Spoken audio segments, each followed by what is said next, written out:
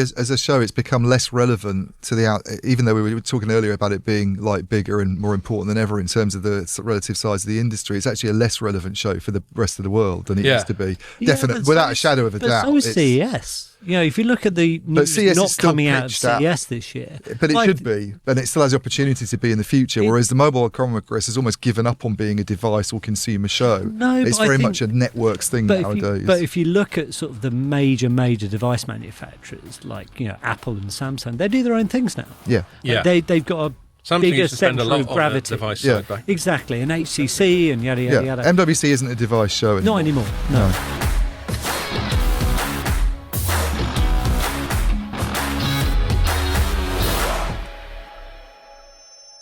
Hello and welcome to another Telecoms.com podcast. We made it back into the studio this week because they fixed the office, which means we didn't get stuck in a lift. And we're delighted to have, as our first studio pod of the year, our old friends Paul and Rich, who both run, I forget exactly what your status is that correct? Yeah, you're right. Both own and run CC Group PR, who's one of the PR agencies we know best. You've probably heard us make reference to them loads of times on the pod before, so it's great to have you here. Only Paul is on camera because Rich is ugly. So thanks, buddy. And no, it's because the studio doesn't really allow for 4 cameras. I thought of trying to squeeze the two of you together, but then you would have been fighting over a mic. It wouldn't have worked. Ian should have stayed home. Ian should have stayed home. So Rich is there. Rich is there in the background with a mic. That's true. And you just won't get to see him. Maybe we'll get you to sort of photobomb at the ends in case people wonder whether you really are ugly or not. We could always do musical chairs. Oh dear, no. That's a bit of an ask, I think. Especially in the space constrained. It'll get a bit twister, won't it? Yeah. Well, your aerobic exercise at the moment. Yeah, well, I'm not that advanced. I haven't got back into the Pilates or anything like that. I'll tell you what, that is a humbling thing. What an image. Anytime, yeah. Pacino doing Pilates. Just picture this face, but purple, and that's me doing Pilates. And it's humbling because you're doing it alongside these like 60-year-old women who are just fucking tying themselves in knots, and you're going purple and hyperventilating. It's a great leveler. That's why I'm not doing it. But yeah, I have been telling them while I've been on Dry January. And look, here I am on Dry January. I've just got Ian bought me a Heineken Zero, bless him. That's love, isn't it? For the benefit of the cameras, you need to show the 0.0 on Look, that, it says 0.0. There you go. And that means 0.0 taste, probably. Still foams up like a fucking proper beer, though. Yeah. Brought you some kombucha as well. Oh, yeah, and Rich bought me some kombucha, which Whatever Paul's having is. some. So Paul's not just on Dry January, you're on Dry Permanent. Dry life. Try forever. Dry life. Paul, what's that been, like 3 years? 2 years? Yeah, it's been good. It's been life-changing. Yeah, it's been a positive forward step. No doubt. I mean, one thing, I don't want to get all fucking self-righteous about it, but, you get better sleep and you get more stuff done and all that sort of thing. Yeah. So there's no doubt about it. On the flip side, getting pissed to laugh. So, swings and roundabouts, isn't it? Yeah. I'm not sure really. I noticed those benefits that you mentioned. Oh, you must notice this is sleep compared to like a typical Friday after the pod when we stay in the pub forever. No? I mean, I don't have hangovers, obviously. Yeah. But if you're just drinking to a level where you don't get a hangover, I don't feel I sleep better not drinking. Broken. Oh, but your sleep's a bit shit to start with, My isn't sleep's a bit shit anyway, and the thing about having a couple of glasses of wine in the evening but Help not send having you more off. than that is I fall asleep more quickly. Cheeky bourbon nightcap. Or a cheeky bourbon Can't say fairer than that. So you're I'm making me cry with all So this I'm not alcohol been talk. sleeping, and I don't feel mentally sharp or anything. Hence, going back onto the beer today. Right. So- Well, hopefully it'll cheer you up. Yeah, I've only had 2 sips, and I already feel better. Yeah, look at him smile, the rosiness returning to your cheeks, a sort of joie de vivre and spring in your step. And Rich is on the beer, so well done, I Rich. In fairness, I had 3 months off. You did, didn't you, last before year, so- DTW last year? Yeah, Were you so- back on it that time in the pub below John Strand's house? Is that where he lives? Yeah, remember, that's how come we ended up there, because John was going, I know the best pub in Copenhagen. And it happens to be under my house. Yeah, which is fucking handy for him. But to be fair, it wasn't a bad pub. Yeah. We'll have to tell John that you've done an impersonation. I think he of him. listens. Yeah, Yeah. just to make sure he catches it. Sorry, John. But if it's any consolation, all my It's not as my good as your impressions Neil are shit. McRae, Yes. but it's better than your Xi Jinping. Yes. which is Ray Winston, in case the PC police are listening. Cool. And it'll probably come up later, so I'll have to work on my fucking impression. Right. So what have we been up to since the last pod? I mean, not that much. I've just been being sensible and sober. We haven't had any worky things. Yeah. So there's not much opening bollocks to cover, really, is there? I haven't been out. I've been out to the cinema with my wife. What'd you see? I saw Conclave. What's that about? It's about starts off with the Pope having died, and they have to elect a successor. Oh, with the smoke. They have to choose a successor, but there's lots of like skullduggery and so it's based on a book by Robert Harris, if you know the author Robert Harris, who wrote Munich and Precipice, and in fact he's mentioned in the podcast series you're listening to at the moment as someone who does a very good depiction of what Chamberlain was actually like personality-wise. Yes. In his book Munich. But Conclave is all set in the Vatican, and it's got a really good cast. Ray Fiennes, Stanley Tucci, got some, Isabella Rossellini. Dan Brown overtones there, isn't there? I mean, it's not supernatural or anything like that. It's. I think I heard some Americans moaning about it on a pod. Isn't it's quite slow. It's like, spoiler alert. Isn't the twist that the new Pope's trans or something like that? Oh well, yeah, you sort of spoilt it. Yeah, well, I did say spoiler alert. But the way you describe it like that, it sounds silly. He's basically sort of more like a hermaphrodite. So he had an operation earlier in his life, but it's covered up because. I listen to too many culture war oriented pods, normally in the States, and they just can't get past these things. It's not done as a let's try and be politically correct and suggest having a trans pope. It's not. Robert Harris isn't doing it that way. So I was thinking about doing a bingo card for the session, and hermaphrodite wouldn't have been on there. No. Didn't you hear us mention your bingo card idea on the pod that we did? Oh, with Elena. No, I think it's the one before that. It was, maybe it was the one with Elena, because we went out and had lunch with you two, and then we went to the VMO2 thing, and then it was Elena, I actually sort of stole your thunder a bit, and you're not listening to them properly, mate.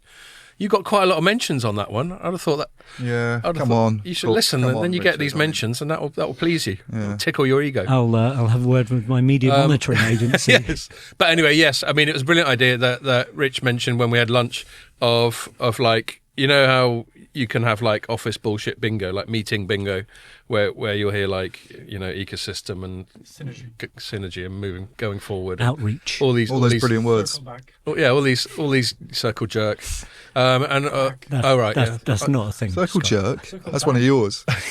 No, that is an American thing. It implies a sort of self-regarding, sort of self-indulgent thing. Yeah, I did try and get ChatGPT to write one for me, but it just came up with things like Open RAN and cloud and things like that, which was a shame because I was hoping there'd be sort of laissez-faire and small government and there we go. That sort of stuff.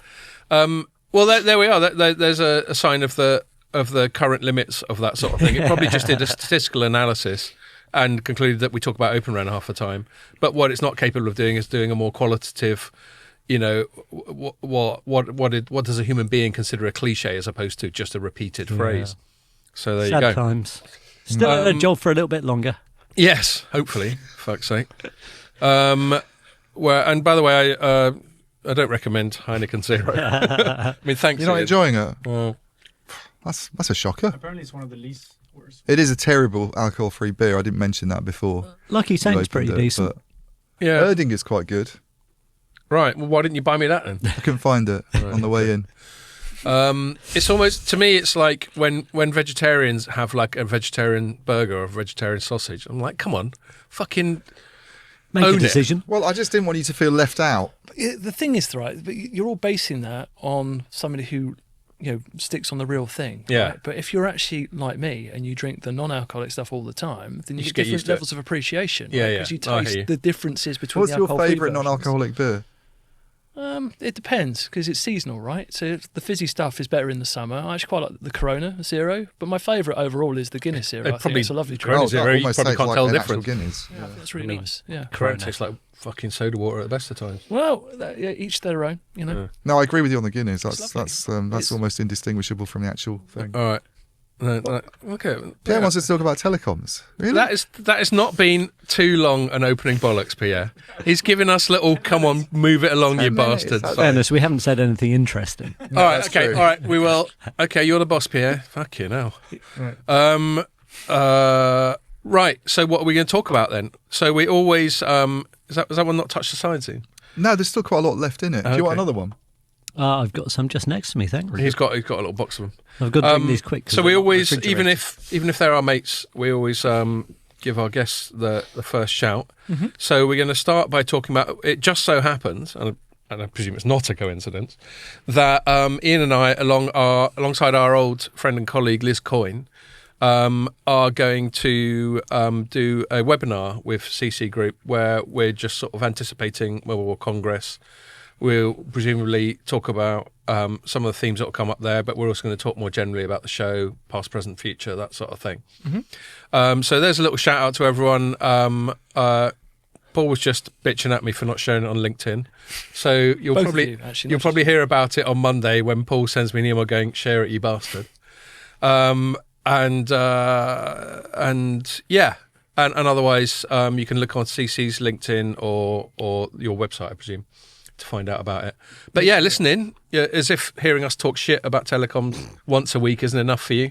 You get another opportunity. You planning on turning it around quickly, or are you going to save it till closer to Mobile Congress to publish? The whole point is to educate people on the build-up to the show, right? Yeah. Because it's all about trying to help our clients improve their effectiveness when it comes to, making a splash at the show. Indeed. Right? And what they can do to make their chances of success a little bit better, which basically means taming people like you two into actually doing something useful. Yeah, bribing us with alcohol. Yeah. And it's also an opportunity for me to demonstrate how this stuff is done, right? And actually get to the point nice and quickly without the meandering that is synonymous with Telecoms.com podcast. Pierre would approve. Indeed. Okay, so we're going to talk about that first, and then we got a couple of newsy things. It's actually not been a bad start to the year, has it, Ian, in terms of shit going on?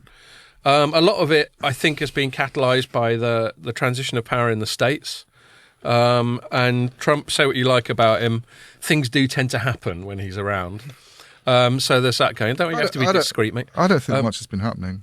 All right. Well, thanks for fucking pissing on my chips there. I mean, I think there's been a lot happening in the sort of broader tech world. Right. But I think telecom-specific stuff, it's been fairly quiet. Okay. Well, nonetheless, we do have a couple of things that we're going to talk about after... Yeah. Paul and Rich's segment. We're going to talk about, we've had a couple of European moans that Europe's a bit shit. We've had the GSMA. Never heard that before. Yeah, do you know what I mean? We had GSMA going that our 5G adoption lags behind other regions, and then we've had... it's not very coordinated, isn't it? Suspiciously. It is a bit, yeah. And we've had a rare example of Ericsson and Nokia collaborating to have a similar moan. Even holding each other's hands at one point, I seem to recall. Surely not. Well, in a handshake, not actually sort of skipping down the streets doing it. Or is it like one of those... Is like Scandinavia one of those places where blokes can hold hands and it's just normal? Pretty sure it's not. No. Not unless you're, that way inclined. That way inclined. Definitely not Finland. That'd be cool, wouldn't it? If Boy Ekholm and Pekka Lundmark just suddenly turned out to be partners. Never heard silence on this podcast before. Exactly. You need to drink more. And then we're going to talk about, we alluded to it last week, there's a new book out that's all about Huawei, written by an American journalist, although she's got a Chinese name, so maybe she's like extra plugged into China as well. And Ian's read it. I've listened to a podcast about it, so we're going to chat about that, and that should lead us on to some of my sort of typical, one of my podcast bingo ones, Rich, is going on about geopolitics and US versus China and that sort of thing. So we're getting to that. Sadly, there isn't a censorship angle this time. Oh, actually, no, TikTok's in there. There is a censorship angle. Yay! Yeah. So there we are. Get your card ready, Rich. On your, what's that called again? Your little device? Remarkable. He's got a Remarkable, which is one of those like electronic paper tablet type of things, which he seems to swear by. Swear at quite a lot. And swear at. So there we are. That's enough bollocks. Paul, why don't you set the scene by expanding on what you were just saying about this webinar we're going to do and what you hope that we're going to chat about, and then maybe we'll move on to MWC in general. Okay, sure.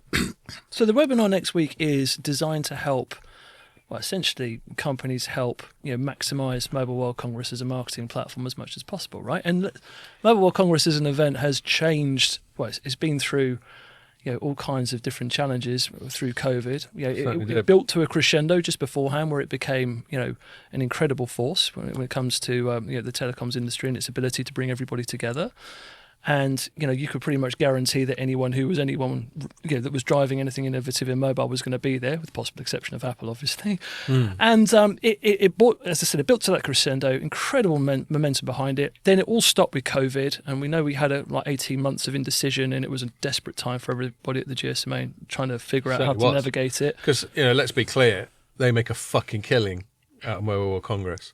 They do, but let's also remember that money means jobs, and there's an awful lot of people that were. I'm not trivialising the human side of it, but the reason those jobs exist is because they make a killing out of Mobile World Congress. Is my point. Because of the momentum that's behind the show, exactly. And I think a lot of marketeers within our client organisations learn to cope with it by putting more emphasis on different marketing channels, doing things in a slightly different way. And then over the last couple of years, the show has gradually started to get back on its feet. I'm going to say gradually. I mean, it started. It's almost kind of back to full strength. I'm expecting this year for its numbers to be pretty much what they were back in 2019 before COVID struck, right? Which was around 110,000, I think was the pinnacle. Did it hit 100k last year? It was 101,000. It was 101, wasn't it? So it was very, very close. And I just think that the momentum is continuing. I think everybody's got that feel-good factor about the show. By the way, it'd be bizarre. Someone on LinkedIn today said, is it going to be back at its pre-pandemic levels this year? And I kind of think it already is, because 109,000 is what it got to, I think, at the peak, which is sort of 2018, 2019. So that 8,000 difference, remember there's been tons of layoffs in the telecom industry since 2019, 2020. So it's almost travel budgets that there were. Totally. So not only people actually leaving the sector and operators being a lot smaller, but travel budgets being cut. The fact that there's 101,000 last year is companies are almost more determined to be there, it seems, than they were before COVID. Yeah, exactly. I'd say, it's not nothing that it's now moved a week later and it doesn't conflict with school holidays in some of the major countries. So that might actually spell another increase. But they've also got Talent Arena this year, where they're trying to bring in developers. They're reckoning about 4,000 people for that down at the old Fira. I was disappointed. Sorry. Developers. So they're bringing in more people there. Remind me to read you the rule book in advance of Thursday's webinar about what you can really should be drinking, I think. Yeah, well, turns out I don't need to. Sorry, Rich, I interrupted. That's right. Talking about talent. So I reckon they'll add another load of people there as well. So whether that'll be counted in with the full numbers or not, who knows? But yeah, Ian, you're right. It's and I find it slightly bizarre that it's back at the level, let's say more or less the level it was before, even though the industry's smaller. It suggests that more people are going as a percentage of who's in the industry. I find it a little bit weird. We had that period in COVID when people were going, is questions being raised about whether this monster show makes sense, and we go on to a more sort of digital symposiums world. That's all been put to bed pretty much. But I think so. Yeah, but it's the only thing in telecom that grows is MWC attendance. Yeah, maybe. I don't know. I reckon. When we were years ago now repping the GSM Association, the number of times the obituary of that show was written and it never came to pass was sort of bonkers. Yeah. I think there's lots of reasons to do it, not least that if everyone's in the same place, you save yourself several $100,000 on travel, going direct. There's an enormous amount of percentage-wise marketing budget spent at that event. I reckon, pre-COVID, I'd reckon most of the smaller vendors were spending somewhere about between 60 and 80% of their annual marketing budget at the show. Well, I think and that's all the thing stuff it's done. That went around. And presumably they keep doing it. There must be ROI, otherwise they wouldn't keep doing it. Well, it's sucked away from other events, I think. But your marketing budget's been squeezed and you're spending more on MWC and you obviously aren't spending it elsewhere. And what I've observed, and we part an events company, by the way, is that it's pretty hard for other events companies. Our big telecom events, which are Network X, I think, that happens in Europe and in the US, have been pretty much a stable level, I think, the last couple of years, which is good in the environment. Yeah, but certainly not going up from where MWC was back in 2021, 2022, back sort of up at a really sharp angle. I mean, I think it's drawn money away from other events because people go, well, we're going to have to do one thing. Like you say, let's meet early in the year, do our meetings, get it all out of the way in one go. Yeah. And it's become more important. But it's in the context of an industry that's, let's be honest, doing pretty shit. It's kind of slightly bizarre. Also, look, I think whether or not you're talking in terms of marketing budget or not, right? If you just talk about the human need for connection, right, and actually just to see people face to face and actually enjoy, being together for a common purpose, right? You can't. I think that's driving an awful lot of it. I mean, I know how much did we complain? I know, and I for one, right, as a PR person that supports an awful lot of clients every year, right, the show drives me to distraction a lot of the time. But my God, did I miss it when it wasn't there? And it's funny, right, because it actually, yes, it's a huge amount of work. Trying to punctuates the year big time. Yeah, well, it's a lot of work invested to get prepared for it, but it's fun when you're there, right? I mean, how many memories can we reflect on in terms of the fun we've had at the show when we've been there? Well, it's especially ironic to be sat here with you guys not drinking, because probably my biggest, with the exception of Ian and maybe Mary Clark, my biggest MWC enabler is Rich. There, we've had some fucking punishing nights out. I can remember one time I think I had 2 5M finishes in a row, and I was walking into the Theatre listening to Pink Floyd and just openly crying. I wasn't upset. I was just so emotionally compromised by being hungover and sleep deprived. Yeah, I think last year you finished at 6 a.m. Yeah, that was 6 a.m. then. Really? Right, Dad. Yeah. Was I not invited? I was shocked. It was when we went to on that Plaza Real, that place where I had to talk us into getting in for the afters. That cocktail. Oh, Pippa. That cocktail one. Oh gosh, the one upstairs. Yeah, the one that we went to with BT a few years ago as well, when Neil McRae was still there. Oh yeah. Anyway, it's the one round the corner. And by the way, another shout out to CC. So we've always had over the years, and it was your idea originally, wasn't it? You don't have to do a shout out there here. Yes, I guess technically it's not a shout out. Another acknowledgement is on a Wednesday night. Telecoms PRs, journalists, analysts, if they fancy it, would always meet up in this place just off La Rambla called Plaza Real.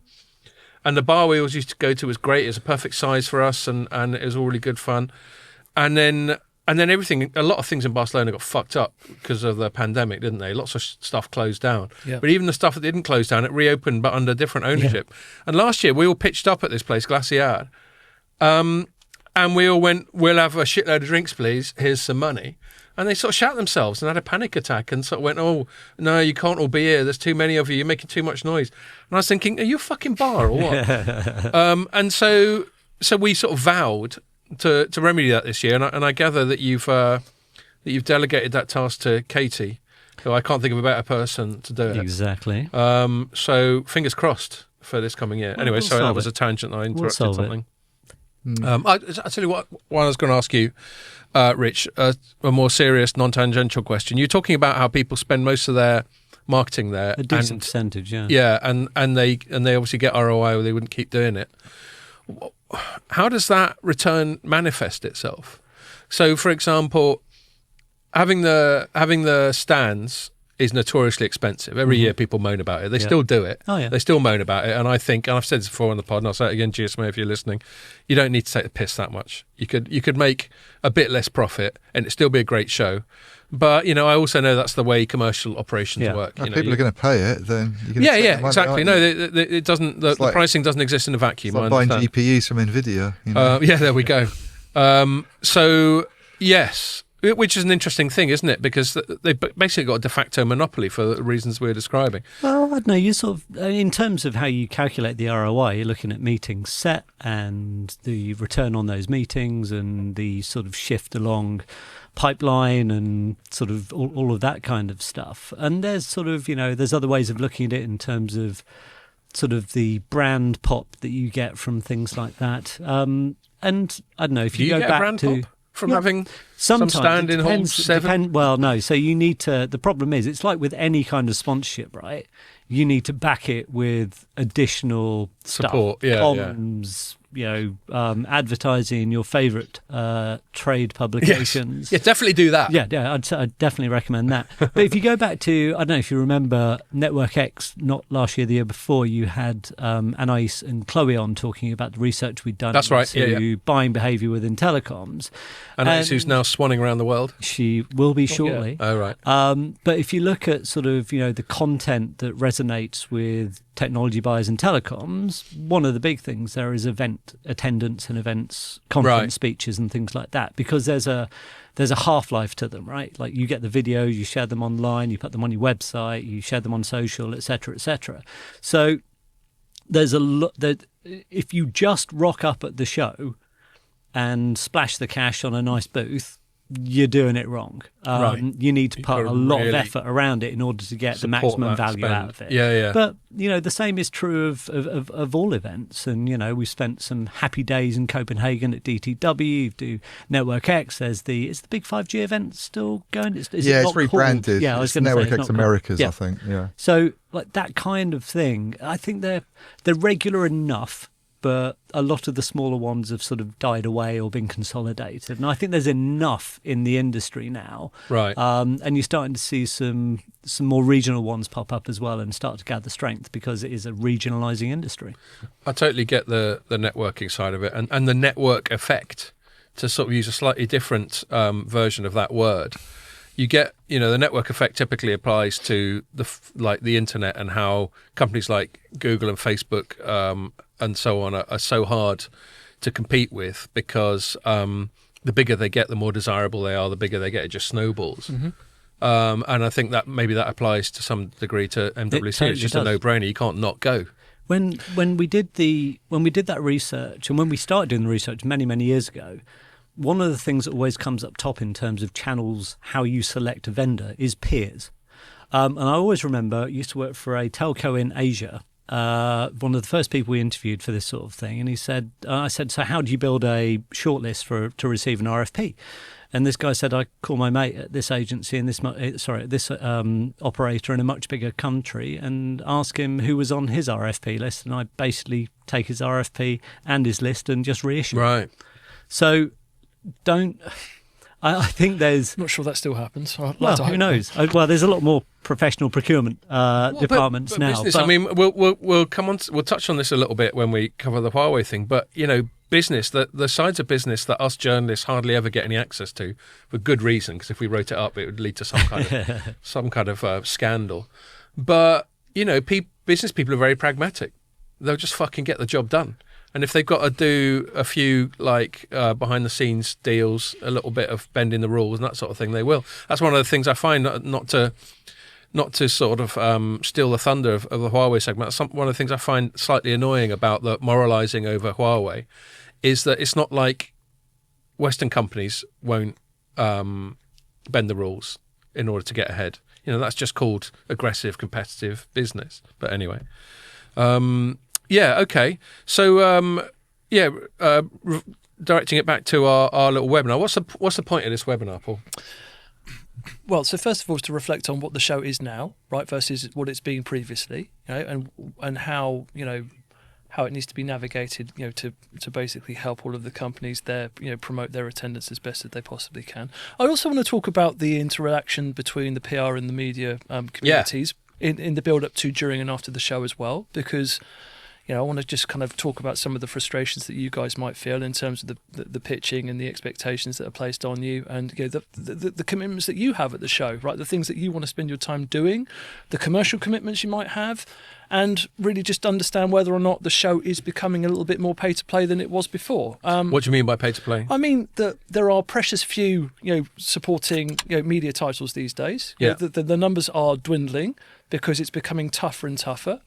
In order to survive, a lot of the more small niche focused independent titles need to wash their own face. They need to make money to survive. Yeah. And Mobile World Congress is an excellent opportunity for them to make some money by doing commercial videos or anything. That's what I fucking do. That's what you do, exactly. But you're not alone, right? A lot of your peers are doing exactly the same thing. And therefore, it's putting more emphasis on attending vendors to get their news out in advance, which is a good idea anyway, because it means that they're able to actually talk about their latest releases, latest innovations, etc. at the show, rather than worry about filling the spokespeople's diaries with media interviews where they should be talking to customers and selling things. That leads me on to a thing we were chatting about, Ian, just before we started recording, about scheduling and managing your time while you're there and getting the best out of it from a journalist point of view.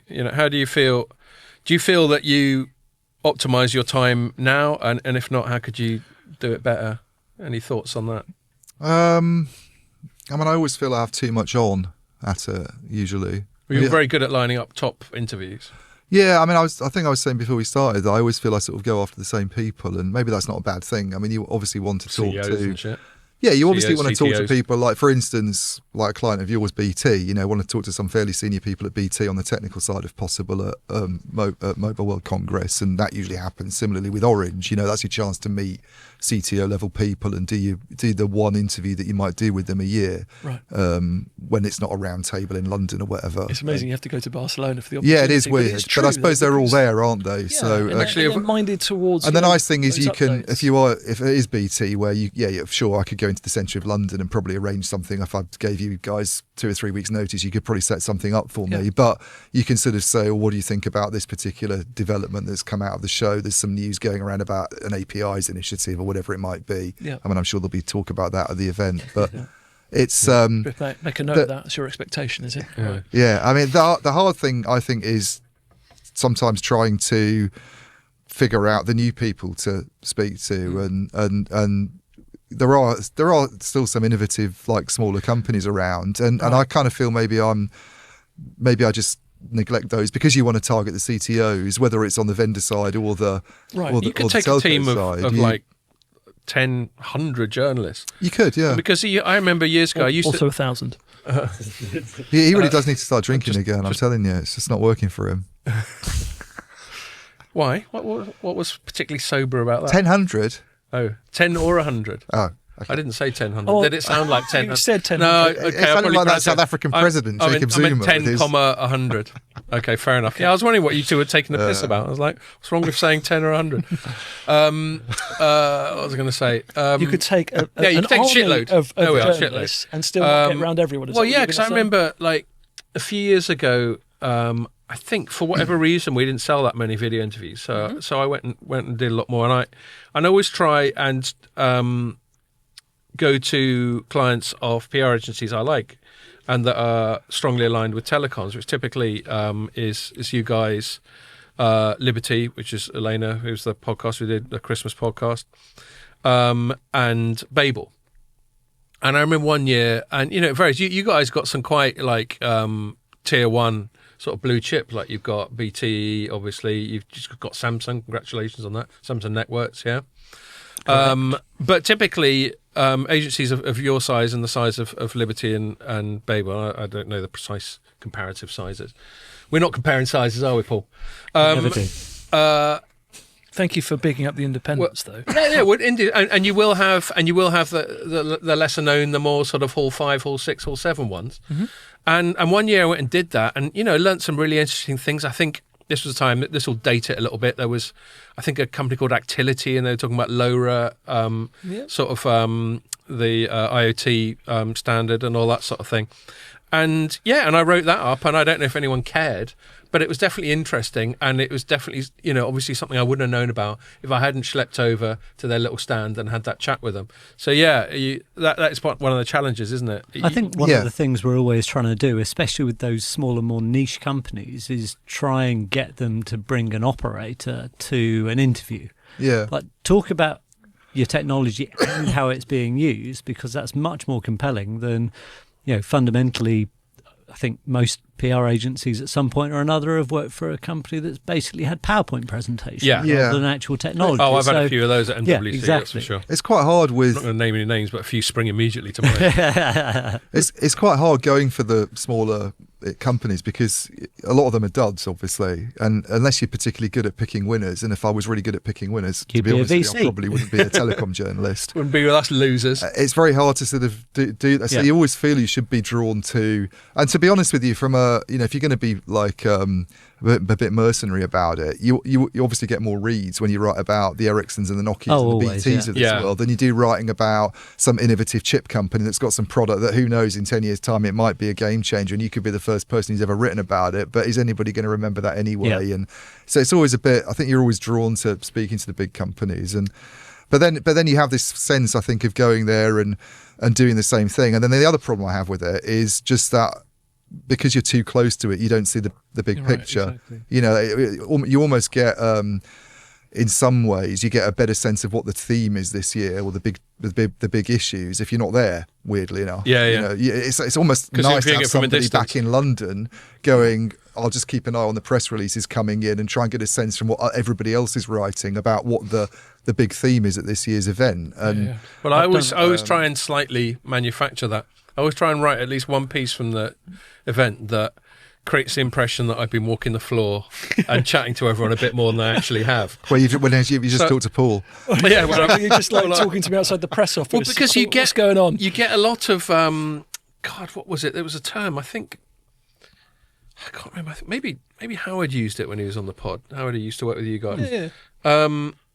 But there's a sort of echo chambery thing where everyone's what was it? Like alignment call, was that it? Yeah, it's some American term. I think it was alignment call. Howard, if you're listening, correct me if I got that wrong. And it's not a term I'd ever heard, but it's more a sort of standard corporate thing where basically everyone's constantly ringing up to check in with each other, make sure that they're all more or less singing from the same hymn sheet, to use another corporate cliche. I wonder if they have their ducks in a row. There we go, and all that. And I think you get a little bit of that. The classic opening conversational gambit at Mobile World Congress is like, what are you hearing about at the show? Yeah, exactly. And everyone's asking each other what they're hearing about the show. Exactly. So there's probably one or two memes that are just getting recycled among everyone. Right, and that's the hilarious thing, right? From a PR perspective, marketing, right? We're all in operational delivery mode, right? I mean, it's the one time of the year where everybody is focused on what we're doing just to try and promote the presence of our various clients, right? And we are so focused on delivering various interviews, making sure everything is happening, that you don't always pick up on what the big announcements actually are. Yeah. I must say, and you guys missed them too, and you're actually depending on your areas of focus at any given time, right? I think this might be number 22 or 23 for me this year. Yeah, I haven't been to as many as you, but I never went to it in Cannes. Well, I'm older than you, but I wasn't sort of in the journalism side when it was going on in Cannes. No, you were more of an analyst then. Yeah, well, sort of. But I must say, like I've only missed a couple. One because my firstborn arrived on the 20th of February, which wasn't ideal. And it was only at that point that I realised what a tiny, tiny show Mobile World Congress was in the grand scheme of things. Rory Kettler-Jones back then might report on, I don't know, a new device or something like that, but it doesn't really puncture sort of reality for most people. And especially not now, because I mean back, I only started going about 10 or so years ago. I've been going the whole time I've been here, which is 10 years. And then I went once when I was at Hexus, which would have been about 14 years ago. And back then, and partly because this would have been more my focus, but if you bear in mind, what we're talking about 14 years ago, 2011, the handset side of things was much more exciting because the smartphone that we've become used to was still quite a nascent thing then. And so that was quite a big deal. And we still had different operating systems. I remember I went to one queuing up for some little announcement where Intel and Microsoft were collaborating on some new operating system or something like that. And it all turned out to be shite. And Intel was shite at mobile chips. And Microsoft tried to get people to pay licenses for its OS when Google was giving Android away for free. And there were all these things. And it was quite interesting. People were throwing shit at the wall. And that gave you something to write about. Whereas certainly on the consumer side, there's not much to say. Well, I think it's probably as a show, it's become less relevant to even though we were talking earlier about it being like bigger and more important than ever in terms of the relative size of the industry. It's actually a less relevant show for the rest of the world than it used to be. Definitely, without a shadow of a doubt. So is CES. If you look at the news not coming out of CES this year. But it should be, and it still has the opportunity to be in the future, whereas the Mobile World Congress has almost given up on being a device or consumer show. No, it's very much a networks thing nowadays. But if you look at sort of the major device manufacturers like Apple and Samsung, they do their own things now. Yeah. They've got bigger central of gravity. Device side back. Exactly, and HTC and yada yada yada. MWC isn't a device show anymore. Not anymore. No. And therefore, it's become a big enterprise technology. And I noticed in the mainstream press, you go back a few years, The Economist, for instance, always used to have a write-up and they probably do still have somebody there, but they'd always have something in the magazine. Yeah. Okay, so I don't even know who's doing it anymore. But and you're sort of in your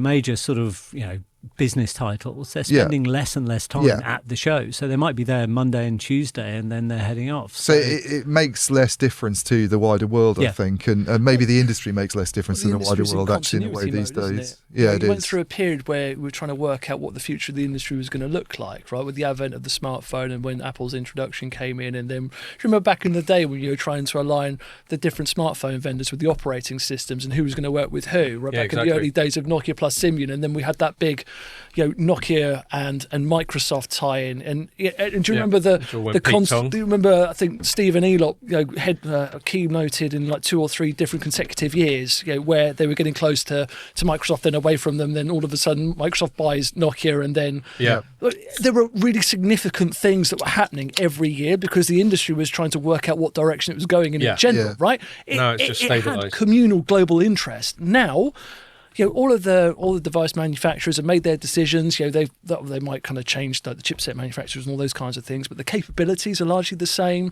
Yeah. They're introducing AI increasingly. The cameras kind of increase a little bit each year, but relative to where we were 10 years ago, the differences are very, very minor. Well, it would take a new form factor that a lot of people are doing, and it isn't just Apple doing Vision Pro where they don't really go. Like, some of the other ones, Samsung and LG, saying, well, we've got this new device, I don't know what it is, maybe it's spectacles or something, and we're going to show it off at MWC. That would suddenly catapult it back into sort of mainstream consciousness again, I think. But this is a mature market now. It's not what it was because no market is forever. Would you upgrade your I've got an iPhone and I think it's a 14 or 15, I can't even remember. That shows how you don't care really, but when it's due for upgrade, which I think is 2 months time, my main plan is to go SIM only and just carry on with it. I always do SIM only anyway. Yeah, but I haven't been doing, but I want to do that. Yeah. What was I going to say? You said new form factor. I'll actually say while we're still talking about handsets, I actually don't think it's about form factor. I mean, back in the day, it was interesting because you'd have slidey phones and all that sort of thing. And now we've got foldy phones, and I think new gadget entirely, really. No, but with phones and with consumer electronic devices, especially connected ones, I think it's actually the UI more than the form factor. So the defining thing about smartphones isn't so much the UI determined the form factor. As soon as we got touch UI and the thing that we're all used to now, which is a big screen with app tiles and all that sort of thing, that determined the form factor. Why would you want to take up any of that screen real estate with other fuckery like slidey outy things or clamshells or whatever? And so it was the touch UI which determined this era. Prior to that, it was like fixed, like analog buttons sort of thing. BlackBerry. BlackBerry sort of stuff, or just the little candy bar Nokia phones that Nokia was famous for. And the only conceivable new UI to be mass market is going to be voice. And voice UI has been sitting around for a little while. I can go think all the way back to going to Dragon Naturally Speaking press events 15, 20 years ago. Scansoft. Yeah, exactly. As a voice. What do you mean, like an AI type thing with voice? Or? Yeah, exactly. So that's what I'm leading up to. So a voice UI that is so good that you actually are not inclined to, with the exception of a viewing video, but you're not inclined to actually interact with your phone. Well, you might not need a device at all at some point. You might just need some kind of chip implant that brings things up. Yeah, and I suppose ultimately heads-up display glasses and all that sort of thing. Yeah. But that will be I'm predicting the only really disruptive, the only really revolutionary rather than evolutionary thing will be when voice UI, and we're on the cusp because AI is so good. I'm constantly getting my phone feeding me these opportunities to fucking flirt with Gemini the whole time. And I nearly had a conversation with it the other day, and then I was just so disgusted with myself. You might fall in love with your phone out the window. You might fall in love with your AI, Scott, and want to run away with it, want to elope with it, and your missus. Actually, there was. Jealous. I saw that someone served up a story. There's a woman. Oh no! But this was just a regular story. I don't know that about, but maybe you can tell us that, or you can borrow the mic or whatever. But because Rich has got Pierre's normal mic. Just some woman who had an affair with her AI was the story. You know, this sounds like a movie called Him. Yeah, well, there's all these sorts of things. You know, I mean, we tend to revert to like Terminator and Matrix and HAL and all that sort of thing. But yeah, you can have what appear to be plausible interactions with it, and every Luddite bone in my body fights bitterly against that. But and I won't say hello Google. Fuck that. I'm not talking to my phone like it's a person. But then again, there will come a time where it's just so much more convenient to just get everything done with voice. I think the thin end of the wedge for that will be automotive. And we'll get so used to, as we already can, but you'll get better and better, and you'll just be able to you'll be able to like manage your whole day from the car. Yeah, definitely. Which you can sort of do, but that will get better and better. And then that will find its way into devices. And before we know it, we'll be talking to machines more than we do each other. You don't need to manage your day. Your AI will manage your day for you. Well, exactly. It'll know what you want before you know it. You won't need to go and do your interviews anymore. It'll do the interviews for you. We'll have PR AIs talking exactly to each other. You'll just be able to sit there and drink your G&Ts in your old-fashioned. Right. Being a brain in a jar, getting fatter. No, there's those things in what's that that film WALL-E, isn't it, where they just sort of chug around in like these little. That's great. That's a brilliant film, by the way. It's like where we're all going, I think. There's a really cool I don't know, SKT. I'm sure you've been following their sort of journeys in AI. In around about next couple of months, they're launching a sort of beta version of Asta, which is an agentic AI assistant. It's really quite cool. It's all about sort of understanding intent and booking things for you and all of that kind of stuff. Like some of the demos and chatter I've seen around it is genuinely really interesting. But, if you take as an example, I'm quite a big ChatGPT user. I'm fascinated by it. I'm trying to understand how it will affect my job in the future. As I am. No, because it's just happening, and you can canute it and sit on the sand. That is the more rational approach than mine. Or you can disrupt yourself. And I think one of the things that really impressed me last night, I hadn't been using the mobile app for very long. Went to a university UCAS evening with my son last night. He wants to do international relations, and they were talking about good time to get into that. Yeah. They were More on that later. They were talking about the importance of work experience in your personal statement on UCAS, right? It's a bit difficult to go and do international relations work experience. Yeah. So I asked ChatGPT on the walk back from school, what kind of extracurricular activities would you suggest for somebody wanting to do an international relations degree? I've got to say, it was really pretty delivered. Compelling. It captured every word I said in my in my sort of talking into the microphone because I was walking and couldn't be bothered to stop and start typing. And B, the results were actually pretty compelling. Yeah. So I know this thing's moving on pretty swiftly. I hear you loud and clear. Have you ever considered a career in international diplomacy, Scott? I assume there's a bit of sarcasm baked into that question. General earnest question. Are you trying to imply that my diplomacy has rough edges? Everyone could do with a bit of polish. I have been talking about getting sons to get their shit together. My son, who's going to be 21 this year and hasn't gone to university yet, and partly because I didn't urge him to do it, because I think unless you're going to do it properly, it's a fucking waste of money. And he wouldn't have done it properly because he's my son. And you would have had to pay for it. Yeah, well, no, he wouldn't. He just would have been in debt for the rest of his life just for the privilege of getting pissed for 3 years. Whereas at least I did that but didn't get in much debt. Right. Yeah. Anyway, what was I going to say? But I'm trying to steer him. If and when he does go into further education, because right now he's just got a regular job and it's all good. He's working in a care home. He's bringing in some money, and I think that's just as important for young people, especially young men who are a bit slower to get their shit together, to just appreciate what it's like to have to get up and hold down a job, and then appreciate the money that you get as a result of it, because that's what it's all about for most of your life, isn't it? But I'm trying to steer him towards anything to do with AI. If you get into ChatGPT. You what? Not if you get into ChatGPT, then you get something to do it for you. Well, but this is it. This is what I'm trying to steer Jack towards. I'm just like, just find something. I don't think he's not programmer material. He's not necessarily, neural networks or really geeky stuff. But there's going to be so many AI adjacencies that I think most people can find their niche. And if you I would recommend to anyone, if they're thinking going to university and they want to get 50 grand in debt or whatever, something that's got an AI component to it seems like a pretty fucking good idea right now, isn't it? Can we maybe a prompt engineer? There we go. Can we steer this conversation back to something relevant? Go on. Just in general. Well, I tell you what. We will. From Congress, Dragon Naturally Speaking. Yeah, have you ever listened to the pod before, Paul? Yeah. In fact, I was going to touch on that actually, because every time people tell me that a client has been mentioned on your pod, it's a 2-hour crusade, right? To find that one little nugget, right? And the amount of times I've sat there listened to it, cursing both your names and your tangential. You mean you're not entertained by the other 2 hours? You're just looking for that one mention. I quite like it, but I listen to you while I'm running. So yeah. Or Dean listens to us on 1.5 speed. We all sound like we've been inhaling helium. I don't know how you do that, because your brain can't. I mean, obviously his brain probably works at a higher level than mine, but trying to process the information is just quite hard. And I'll bring it back, Paul. Like, because we have such, as you've observed, shitty conversational discipline and time discipline.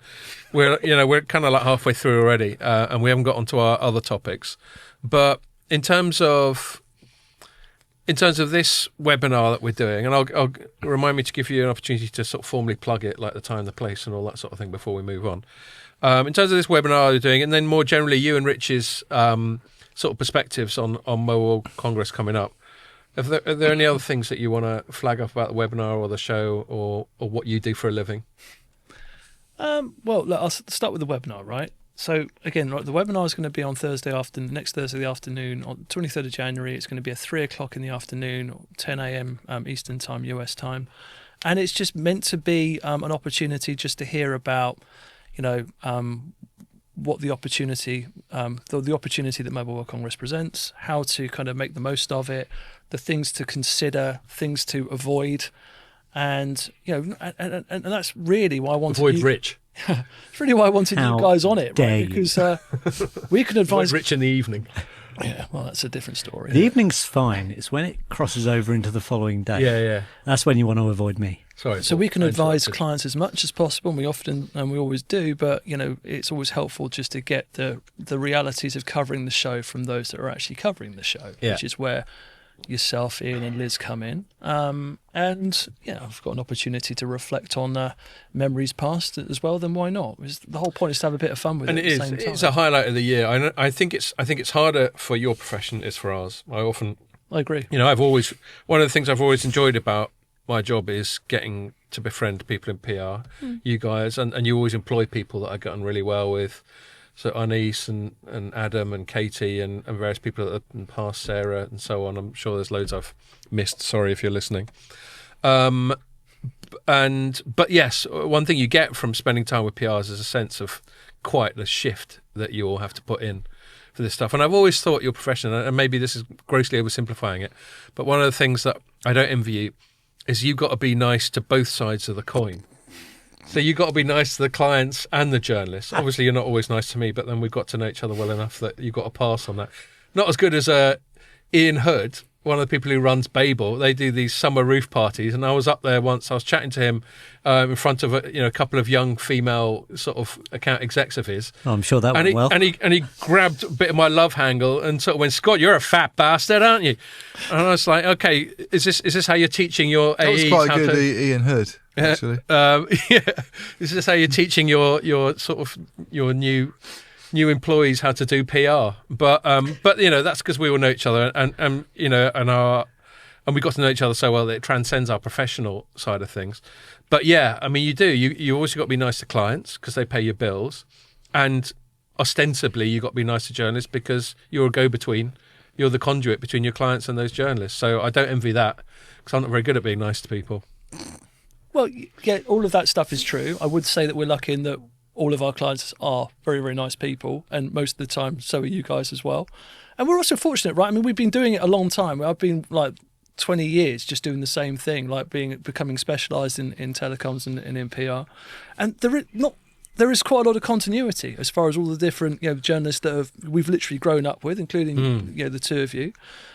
Some journalists have been clients in Liz's case, right? So, it's that kind of camaraderie that you build. And this is why I look forward to Congress. It's an opportunity to have fun with people that you actually grow up with and introduce friends that you don't see often that are coming from the US as well. So there is a huge amount of value that comes with doing the same thing over and over and over again. We're also fortunate with obviously our ties with the GSMA. We've obviously been one of our clients for a lot of years. That we've got to know all of the people that are organising the show too, right? And that's very, very helpful in terms of a vantage point and advising clients about what is going to be topical, what's not, helping them with the conference agenda and getting speakers on stage and the work that Rich does on the Glomos behind the scenes as well. I mean, there's a lot of expertise and a lot of value there that we enjoy sharing, and this is just an extension of that, right? Totally. Were you going to say something, Rich? Sorry, you look poised. No. No, okay. I was just going to say, in terms of managing my time there, it's a big source of revenue for a lot of media and certainly Telecoms.com because to Rich's point about don't just get a stand but support it with other sort of marketing activity. And I think the way our salespeople pitch these sponsored videos that I do is it's a way of extending and perpetuating your message from the show. So that's the sales pitch, I think. Yeah, definitely. They probably don't use quite so many long words because they work in sales. No, only joking. God bless. Yeah, and that's what I spend all my time doing. And I just realised a few years ago that there's no point because we get lots of incoming stuff from the PR world trying to get us to commit to briefings with their clients, which is totally fair enough. That's part of your job. And Ian, you probably, that's probably what you spend quite a lot of your time doing. And you may think perhaps a bit too much time and you'd rather just walk the show floor a little bit more. I don't know. It's overrated. I mean, I think walking the show floor, I'm not sure that's what I'd want to do. And it's so hectic anyway, isn't it? I sometimes feel it'd be nice to do interviews with people that are doing different things. I mean, I did do one last year that sticks in my mind, although I'm not sure the write-up actually got as much traffic as I would have hoped. But Tarek Amin, who used to be the main guy at Rakuten, who went to Saudi Arabia and started working for Saudi Aramco, I did a kind of deep dive with him, actually off-site. I had to go somewhere else in Barcelona to meet him. That's right, I remember you having and it was really interesting. And actually the stuff that's going on in Saudi Arabia, which the Economist is actually writing about this week, and the BBC about them ordering in lots of they're trying to be a real sort of AI leader for the region, and he's a part of that. And this Aramco digital story is it's not that telecom-y, but it's quite an interesting Well, they got a few quid over there, haven't they? Yeah, and I thought that was, it'd be nice to do more like that, like speak to someone like him about something that's quite different than... Yeah.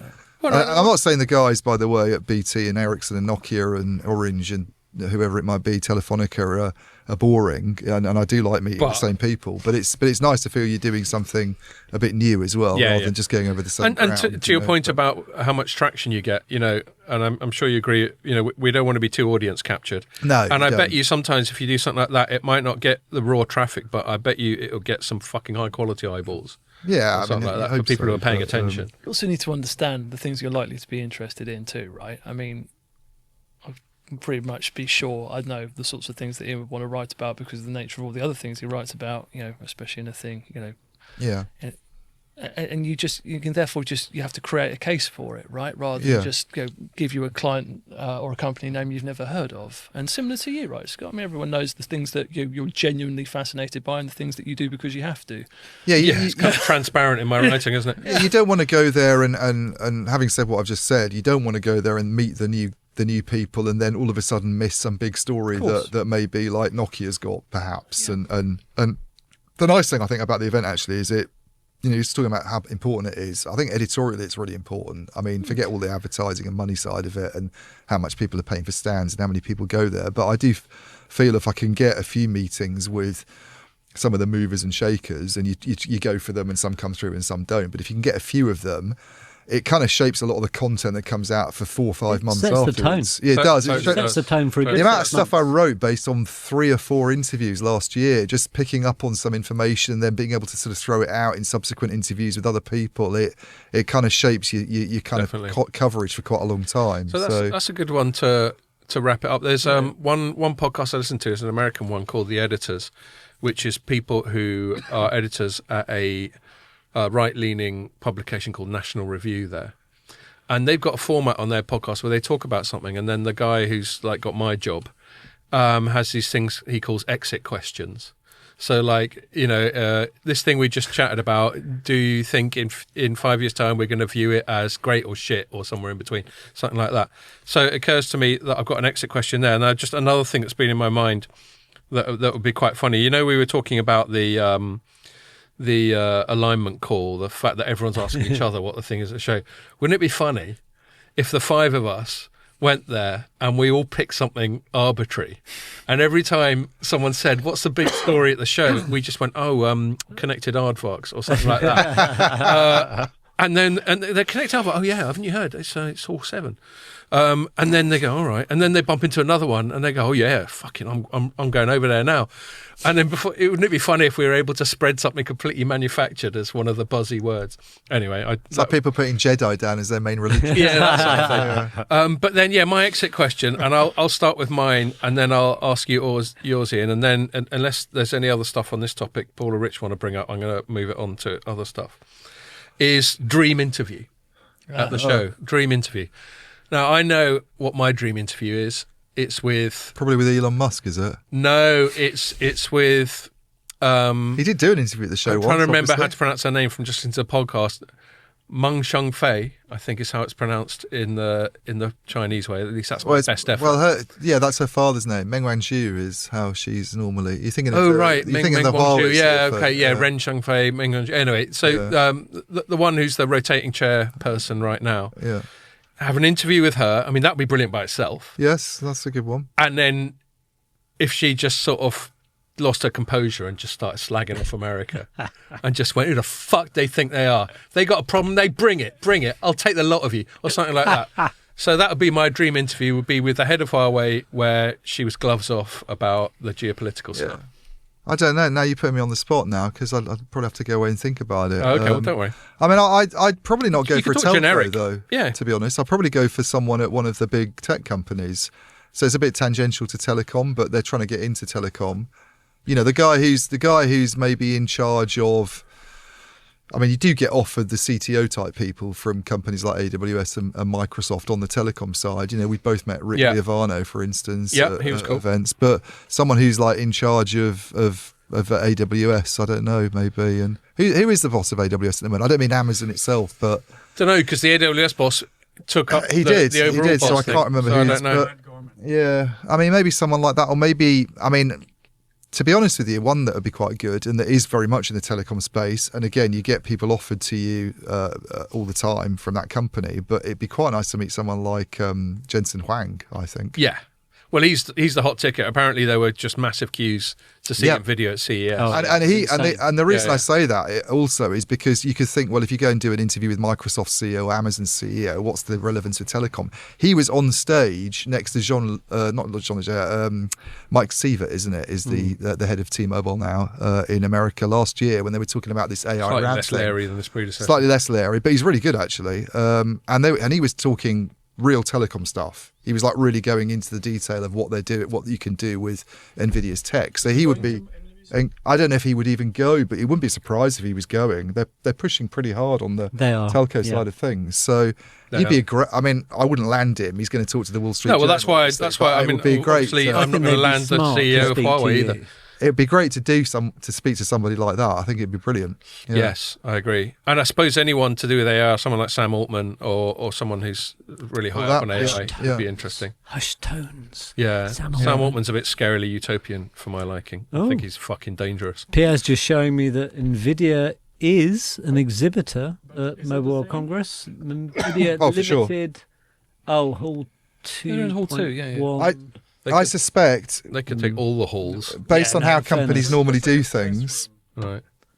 Based on how companies normally do things in the run up to MWC, NVIDIA will be one of those ones that you don't try and target because they'll have all their pre-briefings in the way that Ericsson tends to do a London trip, and you've already met Frederick Yedling or whatever 2 weeks before And I quite like that in a way. I mean, I like that. It makes February very busy. You're quite stressed out in February doing stuff, even in the run-up to MWC. And then when it eventually does finish, you even more need a holiday kind of thing. Well, it's interesting for us because we're having to go even earlier than we used to with smaller, possibly more interesting, but arguably not as important clients. We're having to go even earlier than we used to. I mean, so you're going to be around on the Saturday? Yes. Yeah, we're. That's a bit of a tradition for us. We've always met up with you guys on the Saturday when we arrive. Don't tell anyone. I've told my wife I'm really busy. Yeah, I mean for briefings and I wasn't going to go on this Saturday, and now I am. I had to change. Well, I didn't have to change my flight. I had to book another flight, but fortunately, it only cost another £70. Yeah, we had to do exactly the same this week. Yeah. We had to go earlier on the Saturday, and I had to book a hotel somewhere for a. Well, I ended up changing the hotel I was at, but it cost less for 5 nights at the new one than it did for 4 nights at the other one. So, it's kind of impressive you could find one at all. And on that note, I shall bid you farewell. Are you going to have a? Back in a bit. You can't come this way. Okay. No, but in terms of your question, Scott, in terms of person I'd most like to, if not interview, then see an interview with. I mean, obviously, Nvidia's top of my list. I'd love to know more about what's going on in their telecoms division. But what I'd really like to know, I don't know if you saw it, at the beginning of the year, the GSMA published a report on the progress around sort of APIs, and for the GSMA didn't really pull any punches in terms of the wherefore art thou hyperscalers when it comes to the API side of things. So I'd love to understand. And by that you mean why aren't the hyperscalers stepping up to plate a bit more? Well, and sort of getting involved in creating the stores, let's call them. The front end, the API marketplace, because they've got the access. They've got the access to the developers, and obviously you've got Arduino and Nokia's the newly named thing. Indeed, but it's interesting because if you look, this is fundamentally a scale game, right? The APIs. You need to access, which is why we need this coordination, because you can't have it be fragmented. Yeah. Exactly. Yeah. So I'm quite I'd be really interested to hear an interview that went into detail with the Googles and AWSs and Microsofts to understand why they haven't started doing that. Doing more. Yeah.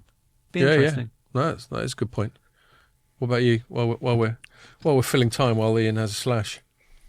Entirely impartially, it would probably be either Alok Shah from Samsung Networks or Howard Watson from BT. Both clients are theirs. Both undisputed thought leaders. Yes. No, I love chatting to Howard Watson. I think he's got some perfectly justifiable wariness about being on the record with journalists, but he's a really interesting guy. And I loved. I'm sure I mentioned it on the pod. I loved the dinner that you arranged for us to have with them last year. And I chatted to Greg McCall, is it? Yeah, Greg's. And he's a really interesting guy. Yeah. Really, really good chat. Cool. All right. So we're going to move it on now. And we are going to talk. Actually, we just mentioned GSMA. There's that segue that I anticipated earlier. There's a couple of stories that have come out this year. One written by Andrew for us. The headline is GSMA says Europe's 5G adoption lags behind other regions. And this was some public paper or whatever, which is part of what GSMA does when it's not coining it from Mobile World Congress. It probably wouldn't like me referring to it this way, but it's like a mobile industry lobby group, but it would probably think of itself as like a trade association. A trade association is the approved expression. Yeah, well, there we go. You also need to celebrate the commercial opportunity. Potatoes. But also thought leadership and, just trying to generally bring things into the public domain, especially into the purview of politicians and regulators that are important to the industry. I don't like that expression. What? Thought leadership. No, it's cheesy as fuck. I don't like that, and normally people who use it aren't especially thoughtful. I agree, or leaders, and I can only apologise for sort of succumbing to some of these cliches, but they become in such sort of common parlance that it's just easier to use them sometimes. We used to have a bullshit bingo board on the wall in our office. Yeah, that had things like thought leadership and outreach. And it's an incredibly presumptive thing to say. I'm a thought leader. Are you? It is. Oh, yeah. I'll be the fucking judge of that. Yeah. Greatest novelist in the world. Yeah, I'm definitely that.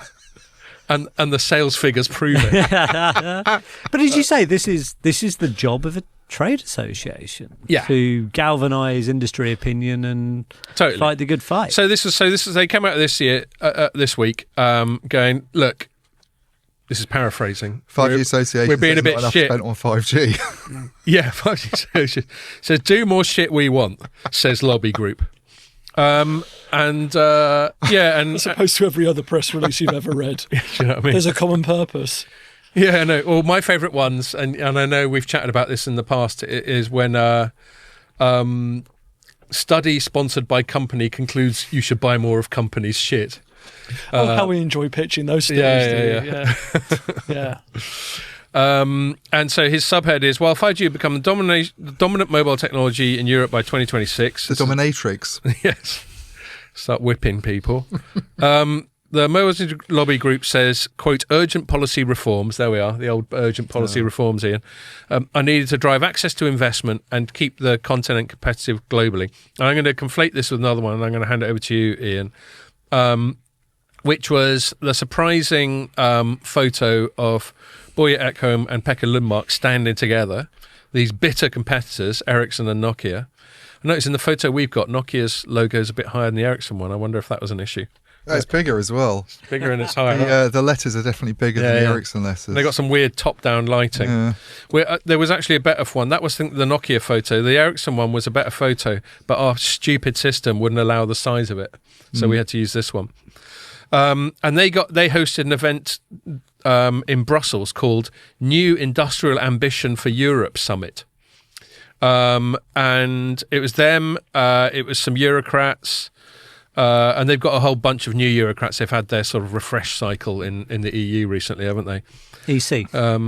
Verkunen and Rivero. Yeah. Yes. You remembered her name? I did. I was just about to look it up because I couldn't remember it, but you've... Well done. It's sort of a replacement for Breton and Stagia. Although she's got a very strange job title. They are random job titles. She is basically a commissioner, but she's now referred to as the vice president of tech sovereignty. EVP of tech sovereignty. EVP of tech sovereignty, security and democracy. Yeah. I mean, what the And I was thinking, so is she the commissioner then? Or is she like a deputy? Isn't it? And it's like, no, she is the commissioner. She's the new Breton, basically. Oh, all of their commissioners have really silly names. Can you be a VP of democracy? Do you know what I mean? Yeah. I'd be willing to give that a bash. And I particularly enjoy the fact that she's EVP of democracy when she wasn't even fucking elected. So there we go. They're just appointed, these Eurocrats. He loves this. This is the diplomacy campaign coming out again. Well, it's true. I mean, I might introduce swear words, but there is accuracy to what I'm saying. And then it was also attended by the head of SAP, and apparently the press release said the head of ASML, which is Europe's biggest tech company, which we talk about quite a lot on the pod because it's relevant to all the chippy stuff. The panel that I tuned into very early on yesterday morning. God, it was yesterday morning. Yeah, it seems longer ago. He wasn't on it.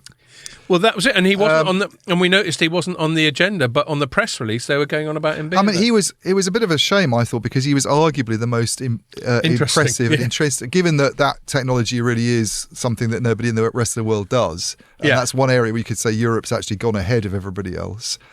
And it's the biggest company in Europe. He wasn't there. It was SAP and Ericsson and Nokia. Did you think he bailed at the last minute? Maybe he got dragged into some meeting with the Americans or something about Donald Trump going, China. I don't know. Don't flog the Chinese anymore, your shit. Don't sell any Had to go UV stuff visit to Mar-a-Lago. China. Yeah, exactly. And so, and the head of SAP is called Christian Klein, which just sounds like Underwood. I thought he was pretty good, although I didn't mention him at all in my write-up, but I thought he was quite good as a speaker. Okay. Well, there we are. I'll shut up. Why don't you actually listen to the thing, which I didn't. So how did it go? It was good. I mean, the problem with these routine whinges about Europe I think Pekka Lundmark had quite a good quote, which is like, Europe's got one foot in the morgue. Made me think of that British TV programme years ago with like Victor Meldrew. One foot in the grave. I don't believe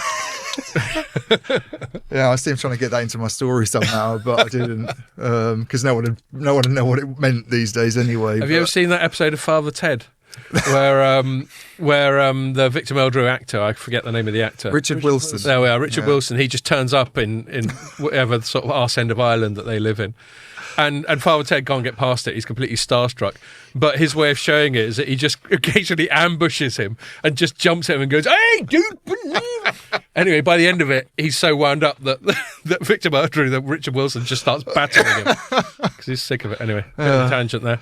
So But I thought that's obviously quite a soundbitey thing, and but these 1 year ago, if you remember. The European sort of telco CEOs did the same thing. They went, "Oh, it's calamity. We need to do something," and they all got together, bringing MWC back into it again. They were all on stage together, and there was this big mocked up. It was the only session I went to, actually, the actual conference session. There was this big mocked up image behind Timotheus Hertges, who's the CEO of Deutsche Telekom, showing what looked like could have either been Icarus flying too close to the sun or a phoenix rising from the ashes, and the ambiguity was intentional. It's like, oh, we're in a critical moment for Europe. We could go either way. And it's a sense of urgency in which we're... And guess what? 1 year later, strangely, nothing's changed.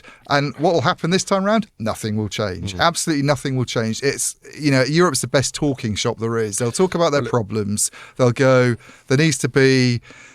things like capital markets union. There needs to be more of a single market environment where we've got 3 big networks across the whole continent, and you've got spectrum harmonisation. There needs to be all this stuff, and absolutely nothing will change. I guarantee it. Yeah, and all this stuff, it's very sclerotic. Yeah, and so they'll talk about it, and then the next year round there'll be somebody else getting together and whinging about it, rather than the vendors have had their turn. The CEOs of the telcos. Didn't they have it last year? Wasn't it like?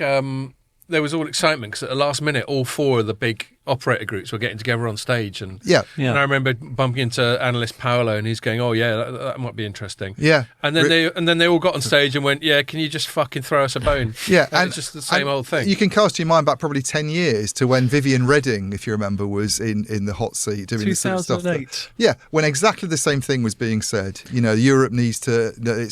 We need to deregulate. It feels more concerted now. It's more organised. Yeah, but back in 2008, you'd have said the headline would have been "Sense of urgency, warning of calamity." No, but it definitely, I don't know, like there's trying to predict what the big story is going to be at Mobile World Congress this year is somewhat challenging, but I'm pretty confident that geopolitics is going to have more of a say than APIs or AI washing. Whether they'll address it head on is another matter. This is 2 EC commissioners who will be less than 4 months into their and they don't have the heft of people like Breton and Vestager before. Not yet. Yeah, exactly. Which means there's even less chance of anything happening this time around. I would agree with you, but it won't stop everyone talking about it. Everyone will talk about it, and nothing will change. And the reason nothing will change is because it's just hard to change things. It's like some of the things on Ecom's wish list were. The really interesting thing for me is if you look at the M&A side of it, so one thing they've pushed for a long time is this relaxation of this idea that you need to have sort of 4 mobile networks per. I mean, that's a very easy thing to resolve, by the way. All it would take is for someone to sort of give up this idea that every time you kind of allow a merger, you need to do something to ensure there's another network in the country. Yeah. That's been talked about for years and years and years. And last year, when MásMóvil and Orange merged in Spain, and I specifically looked when I wrote the story that I did on this I specifically went to the original EEC statement on it. And what did they do? They said you have to sell spectrum to Digi so that Digi can build a 4th mobile network to preserve the 4-play status. That's as recently as last year. So after years and years and years of talk about that one thing that would probably be the easiest thing to resolve, in terms of like trying to move us a bit closer to the US model, if that's what they're aspiring to, and there's been absolutely no change at all. Ecom's talking about things like a capital markets union and spectrum harmonisation between countries. No fucking chance. No, absolutely no chance at all, because what that implies is countries giving up autonomy. Yeah. Perish the thought. And in this day and age, by the way, I'm not saying I'm not on the same side of the fence all the time as Scott is on Europe, but if you look at the political mood and where things are at the moment in Europe and what people want, I think we're in a less EU positive, like integrated sort of more aware of the differences rather than the things that unite. There's a rise of nationalism, you could say, in certain parts of Europe at the moment, which and a pushback against immigration and a pushback against the idea that you're ceding control to some institutions that aren't elected and all that kind of stuff. Whether you go along with it or not, it's happening. So I think all this wish for things like a capital markets union and frequency harmonisation. I mean, you talk to the telcos about things like, can't say who it was because it's sort of off the record, but a major European operator talking about operating networks across Europe. There are obviously these big telco groups, right, that do straddle borders. But what they want, obviously, is the idea of one operator being able, this idea of cross-border consolidation, where you had like let's say a three with some networks that it can operate from one country, and you can realise some synergies from that. You can't have a core network in one market that serves a whole region. You cannot do that for regulatory reasons. At the moment, they're looking at things like cloud computing rules in countries and saying you need to have, what is it called, cloud sovereignty, data sovereignty. It has to be still within national boundaries. Our country's going to give up on it at a time when we're worried about geopolitical interference and the Chinese. Our national regulators going to give up their insistence that we have control over some of this stuff? Of course they are. And the data sovereignty is actually linked to the connectivity that serves the different countries as well. It's something that we've become increasingly aware of with our work with BT. It's not just about where everything is hosted. It's about the routes in which they are routed, where it goes through and all that. Right? Yeah. And to your point, if you think about how many different borders we're talking about and how many different, think of the quantity of data centers as well. Yeah. It's just an impossible task. And then not to mention the fact that things that aren't even telecom specific, the fact that different languages are used across the EU. I mean, there seems to be this idea that we're always going to be losing out to China and the US because we're not a big country in the same way, and therefore we need to try and create something that's similar. That's always the undercurrent of this. So we need to have more like a federal structure. But there are things you can't avoid, like the fact that lots of different languages are spoken, and like the fact that countries don't want to give up their own autonomy. And also, I'm not quite sure that this idea, if you're a small country, you can't possibly be competitive, is very sort of fair. I mean, Taiwan's done an extremely good job as a relatively small country of being one of the main chip powers in the world. Switzerland's done a very good job of being one of the main financial services centres of the world. I don't see why being small necessarily means you can't. And watches and chocolate. Exactly. Like, where else would you go to get chocolate apart from Belgium, which is also very small? And they're freaking evil. And then the other thing I disagree with them on is all their stuff about I think the one area where, and it's quite interesting having Nokia and Ericsson at this thing, because they're obviously trying to push the notion of connectivity. This idea that all of Europe's problems, when you compare it with the US and this GDP cap that's grown, and the fact they have all these big tech champions and we don't, and that it's all to do with technology, and by technology they mean connectivity, I just think it's completely wrong. I really do. I don't go along with that at all. And that's why this GSMA report on 5G, I mean, what a load of bullshit, seriously. Why is it bullshit? Why it's bullshit is because 5G is just not as important as companies want to make it out to be. To be fair to Ian, he goes 5G is not the problem as a subhead in his coverage of that Ericsson Nokia thing. 5G, I definitely go along with the idea, and you can see this from the data from various sources, that mid-band 5G, so the stuff in the 3.5 gigahertz band, is more widely deployed in China and the US than it is in Europe, and therefore we don't have access to those sort of higher speeds that they have in some places. And you could probably say, I'm not quite sure I get this statistic that you see some companies publishing for 5G subscribers. I'm not quite sure what a 5G subscriber is. Yeah, good point. I mean, I'm a telecom subscriber and I get 5G in areas where I'm in 5G coverage. But you never explicitly said, can I have a 5G contract, so please? when people from banks put up 5G subscribers, I don't know what that means, but I'm guessing they probably mean something to do with coverage. Network. Yeah, and yes, so on mid-band 5G, we're probably worse off than the US. Has it made a big difference to Europe? No, it hasn't, because the message about 5G is one of disappointment. Yeah, at the moment. At the moment. But you can't say that the reason we're behind is something that might happen in the future, can you? It's not. This is the problem they make. I don't disagree that not having mid-band 5G might matter in the next 2 or 3 years, but you can't say the reason a GDP gap's grown is because of a technology that's actually been a massive disappointment and that doesn't do anything that you can't do on 4G. And by the way, on fibre, which is the other technology that arguably is a lot more important than 5G, we're ahead of the US in terms of coverage. Exactly. Yeah, this woman that you mentioned, I don't know what her name is, but she came out with a figure for FTTH coverage across Europe of 60% on that panel session, which I thought was interesting because when the EU put out a document citing the FTTH Council Europe a few months ago, it was 70%. She'd managed to lower it by 10 percentage points. 60% is actually what the US is on, according to the National Broadband Association in the US at the moment. So we're 10 percentage points ahead on FTTH coverage. And that's a far more important technology. Where does everybody consume internet services? They do it in their homes, they do it in factories, they do it in offices. They don't do it on 5G networks. So this whole notion that the reason we have problems is to do with 5G is totally mistaken. That's not the reason we don't have big tech companies and that we have less automation and that we have a GDP problem. No, it's nothing to do with 5G. I think it's the investment. Yes, I think it's the investment environment that's probably more important Venture than anything else. capitalism, the lack of a Silicon Valley kind of setup. There's all sorts of reasons. Attitudes towards Regulation. I agree the European fragmentation is a problem. I'm just saying I don't see how you get around some of those issues. Yeah, but I think you won't get around them. I mean, they'll talk about it, but you won't get around. So what do you think they are talking about it then? Just to keep bringing the conversation up, because you're going to push your point that you want those things to happen. I mean, why does a 5G company talk about us not having enough 5G coverage? Is quite obvious why they're talking about that. I wouldn't know clearly, about that. Clearly, that's obvious why they're making that out to be the main only problem. People that question the value of what is a wonderful technology. Ian. And the stuff I would agree with. GSA is even better. The stuff I would agree with them on. Stop tantalising. The stuff I would agree with them on is it potentially is on the merger side of things.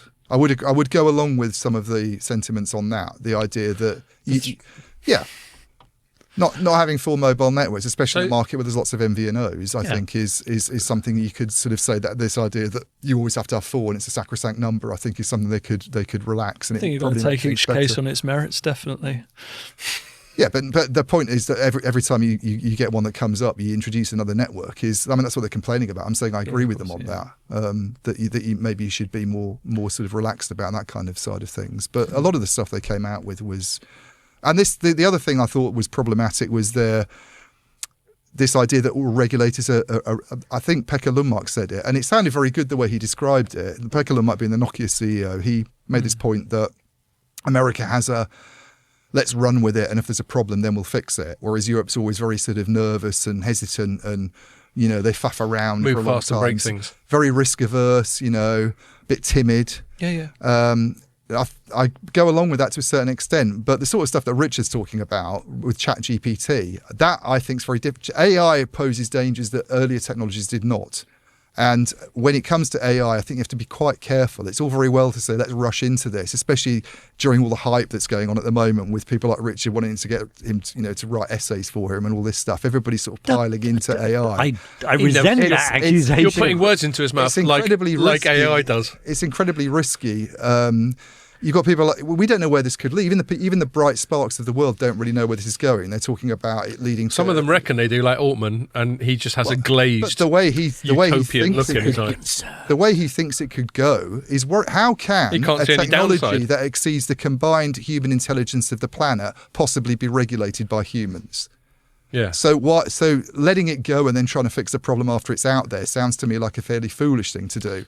And it's all very well sort of saying, well, let's just run with it until something goes badly wrong. So maybe European caution on AI is actually quite a sensible thing. Something, by the way, the UK seems to have just given up on and unleashed AI. Let's unleash it like a tax example of a sort of state, like, I've got a bit of a tangent where basically everything you've just said and everything that we've spoken about to do with the EU just completely plays into my prejudices about the organisation, which I'll articulate a bit more in a sec. But we should mention there's been these UK things where Starmer's come out and gone, we're going to be the fucking best at AI or whatever it is he says. And then he goes, so much so that we're going to chuck 5 million quid in to be distributed around 1,000 companies. So everyone basically gets a Mars bar each to get themselves going on AI. But then again, I can't complain about that because, that's completely contrary to my desire for the government not to be fucking involved. He doesn't have to put the money in because the companies that were listed in that government document are already pumping loads of money in, one of whom we went out for Christmas meal. There we go.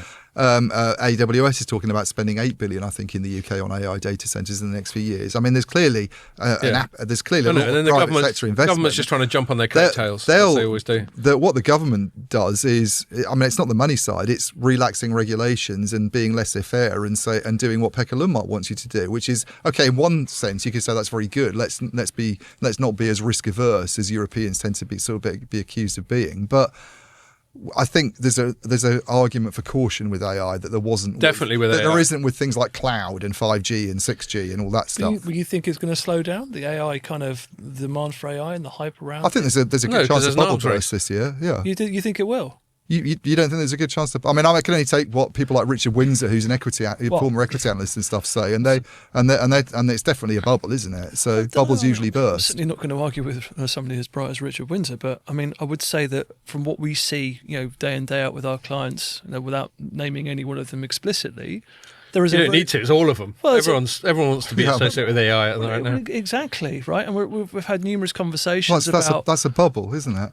Yeah, well, yeah, but then there's an awful lot of money being spent and an awful lot of agitating around how all of these companies can associate themselves with AI innovation.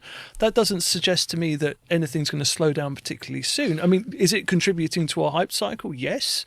But does that mean that there's not going to be any kind of significant steps forward? Well, as always, it will never kind of happen as quickly as everybody thinks. But that doesn't mean to say it won't happen. The question is, it won't happen if the bubble bursts when people are making money out of it, and no one's really making any money out of AI at all, apart from Nvidia. I mean, and there's a few different things we're talking about here. Like the Richard Windsor one, he was talking about the law of diminishing returns when it comes to money spent on processing versus the AI outcomes, which I'm certainly not going to argue with. But and then there's the matter of whether or not we're going to have that Gartner hype cycle. Are we at the peak? Are we going to have a trough of disillusionment and all that sort of thing? Which is basically like a bubble bursting, isn't it? Yeah. To be honest. Yeah, it is. Although, we need to qualify bubble. Is it a speculative bubble, as in .com bubble, or is it a hype bubble, but isn't necessarily matched by spiraling share prices? The same thing to some extent. To some extent, but they're not necessarily exactly the same. I think you can have a lot of hype without necessarily directly aligned, overinflated equities. That's all. But what obviously is here to stay, and obviously, and the other annoying thing, and I'm sure people like Dean or whatever would second this, AI as a concept's been around for fucking ages, and it's been in telecoms networks for ages, self-optimizing networks and all that sort of thing.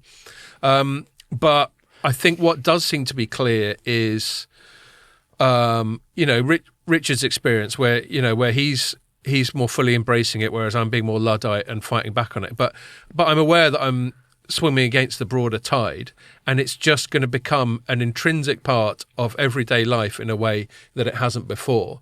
What form that will take and who will make money from it, to your point, Ian, is another matter. But I think it's definitely here to stay. I wouldn't be so sure that you're necessarily swimming against the tide as much as you think you are. I think there are a lot of people who are really concerned about it. I think you'd be surprised how many. I mean, the very fact that it gets written about in a way should we be concerned about. People are very aware of the whole science fiction portrayal of it, which is a good thing because it does remind us of where it could go. And if it is proper AI, then what are we looking at here? There's lots of different types of AI, to be clear. Yeah. Right? There's not AI basically, is what there is. The carbon impact is also. Well, there's another little story actually that we said beforehand that we might mention. I mean, I wrote a story. Whereas it's one of the ones here. It's headlined: U.S. struggles to reconcile AI ambitions with green concerns. Part of this was stuff. I mean, did you guys hear the pod we did with the guy from Exa Infrastructure? Yeah, we did. Yeah. In December, and he was saying I learned some really interesting shit there about how, and we also learnt it from was it Nscale? Is that their name? Yeah. Was it from them about how you used to want to put data centers near conurbations because of distance concerns and people not having to travel and all that sort of thing. And now you're sticking them near power sources. Now you're sticking them near power sources like fucking 3 Mile Island, which Microsoft's just doing up with a partner, and B, maybe I'll stick them up in the North Pole as well, because of the amount you got to spend on cooling. I think the reason they've got one up in northern Norway is not just about the temperature, it's that it's got hydro. There we are, hydro as well. So maybe you don't want it in the North Pole because you wouldn't be able to power it Fair enough. Iceland is good. Fair enough. I mean, I was being slightly hyperbolic when I said the North Pole. In my defense, you'd think you'd fucking know by now, wouldn't you? He's in the Arctic Circle. I know. I was just exaggerating to make a point. But you're right. It's the energy. It's the access to energy which is paramount, much more than just being somewhere a bit cold. I completely concede that. And anyway, it's been really weird. Like, the departing US President Biden, who everyone knows has been grappling with senility for pretty much the whole time he's been president, and it's not fucking getting any better, is it? But suddenly, when he's about to go, I don't know if someone's just been giving him fucking speed or something. He's suddenly got a real head of steam going, and he's doing all sorts of stuff. Has he pardoned about 1 million people as well? That's usually what they do, isn't it? I caught something he said live. He's with Kamala Harris talking about the LA fires, and he makes his whole speech, and then he's about to give Kamala like the room, and he goes, "Oh, Kamala, anyway, fire away." And he goes, and she gives him the stare, and he goes, "No pun intended." Too late, bro. It certainly feels like he's had his ready brick. Yeah, he's had his ready brick, and one of the ones. Said no pun intended either. He should just said sorry. That was a bad choice of words. Yeah. Or he should have gone, get it. But when you're over 80, we can forgive. That's what's known as a presidential. In about 2 years, we'll be doing the same with Trump. We'll be saying, "Oh, bless him." Well, he's not getting any younger either. Yeah. How old is he? He's late 70s. Yeah. Is he only 77? But he's, as Rogan often points out, I was hoping he was about 90. People age differently. 78. And Trump, considering his age, has just got a bizarre amount of vigour. Anyway, some of that's rubbed off on Biden this week. And he's been coming out with all sorts of stuff. And then he came up with the executive order, this is a direct quote, executive order on advancing United States leadership in artificial intelligence infrastructure. So that's back to that AI thing. And he's banging on about how AI is a big deal. And it's basically like, we've got to get better at AI cars. If we don't, China will, and we can't have that, was the long and short of it, which will kind of feed into the final segment as well. But he came up with these 5 guiding principles, the first 2 of which was let's get better at AI, and the third of which were like social concerns or ESG concerns, so environmental and social concerns. Right. And and the reason, the sort of paradox that I was reflecting on, which we've touched on already, is reconciling those AI ambitions. AI is incredibly energy intensive business because of all those NVIDIA massive graphics cards that have got to do, especially at the GPUs, especially at the training level. They're the proper eaters of energy, aren't they? Indeed. And so you've got, whereas China, I mean, they probably do care about green stuff, but ostensibly they're just like, fuck it, we'll do whatever we got to do to win. The interesting thing about your story as well, from a telco perspective specifically, is that a lot of the AI thing in telecom networks gets related to energy savings. Yeah, the management. And if you're energy savings is come from a hyperscaler being able to provide some nifty algorithms to you that allows you to lower it. But by the way, they're plugged into a nuclear power plant. It's a problematic story from a PR perspective. It's sort of yes, outsourcing your energy consumption, isn't it, basically? And it's interesting and unfortunate that Trump making all of this noise about the value of AI and how the US needs to get behind it a little bit more comes at a time when Los Angeles is burning because of the impact of climate change at the same time, right? The irony is not lost, and it's a kind of like an unfortunate representation of what an over-reliance on too much power and also could have. It kind of feeds into that arms race analogy for me, because ultimately beating China will trump everything else. And if that means more bits of LA have got to burn down, I mean, so be it. Yeah, I mean, I think it's a little bit more complicated than pinning the whole thing on climate change. But even if we completely accept that premise, I think ultimately the US military and security state and the hawks and the people who are constantly shitting themselves about competition with China will always have a louder voice than the touchy-feely, fluffy people. The problem with the LA fires really is it affected people like Mel Gibson, isn't it? If it had been like in poor areas of America, we'd have felt more sympathy, really. But I think the point I was making is less about. There were, but there was no. The interesting thing is all the coverage. Obviously, was all you'd have thought that only rich people's homes had burnt down. Reading all the press coverage of the LA fires, it was like, here's another celebrity who's lost his £20 million property, and he has to move to his other property in Britain while he survives. It's more about it was more about the anti green messages that Trump has been spitting out throughout the electoral campaigns, right? And the fact that he is not as switched on to, the global environmental concerns as, a lot of the environmental bodies would like him to be. Yeah. And then, obviously pushing the US agenda, which is going to be his priority over the next 5 years, and, being seen to turn more of a blind eye to some of those environmental concerns, and then trying to face, a natural disaster at the same time. It's just, and as you say, it's hard to, as I said in my headline, hard to reconcile. But my gut feel is the more, and I'll just say one last thing about Europe, and then I'll use this as a segue to talk about the Huawei and the US versus China stuff. But the more bellicose and confrontational and aggressive China and America get towards each other, the more that will take priority over everything else, whether that's environmental concerns or my more pacifist, why can't we just get on and stop fucking trying to fight each other sort of concerns. And then just on the Europe one, Ian summed it all up really well. That was a good rant, energetic monologue there. I prefer to say energetic monologue. Energetic monologue, I prefer to rant. That's nicer. It just feeds into my prejudices about the EU, and it's not necessarily the EU. It's just about large, unaccountable bureaucracies, of which EU is emblematic, and that's, as I've said to, as I've bored people about, I normally end up having a EU argument with George Malim at Mobile World Congress, because we're definitely coming out from different directions. I think I've witnessed at least 3. Yeah, exactly. But just for me, it's about accountability and sovereignty. It's certainly not about xenophobia. Half my family live in the Canaries, etc., etc. But this seems to be emblematic of what you've basically got. Is you've got countries and you've got governments of countries, and they're sclerotic and inefficient and flabby and fucking useless half the time. And then, and who can argue with that? Look at our government right now, and certainly the ones before it, and ones that we've had for countless years past. Look at the chaos going on in France. Look at the chaos going on in Germany. Anyway, and then on top of that, we've got a whole extra layer of bureaucracy, which is almost entirely unaccountable. Von der Leyen just got appointed by shadowy figures like Martin Selmayr in the background. Well, this is the funniest thing, by the way, that because just coming in that you've said that. The funny thing that I think about the Boyerkom and Pekka Lundmark sitting either side of the what's the name, Richard? Verkunen. At this panel session is that the big call is for deregulation, and Musk got brought into it. Oh, Elon Musk is doing it. I think Pekka Boyerkom mentioned him. He's like, well, they've got this big deregulatory program, so they're probably going to move even further ahead, and we need to do the same thing.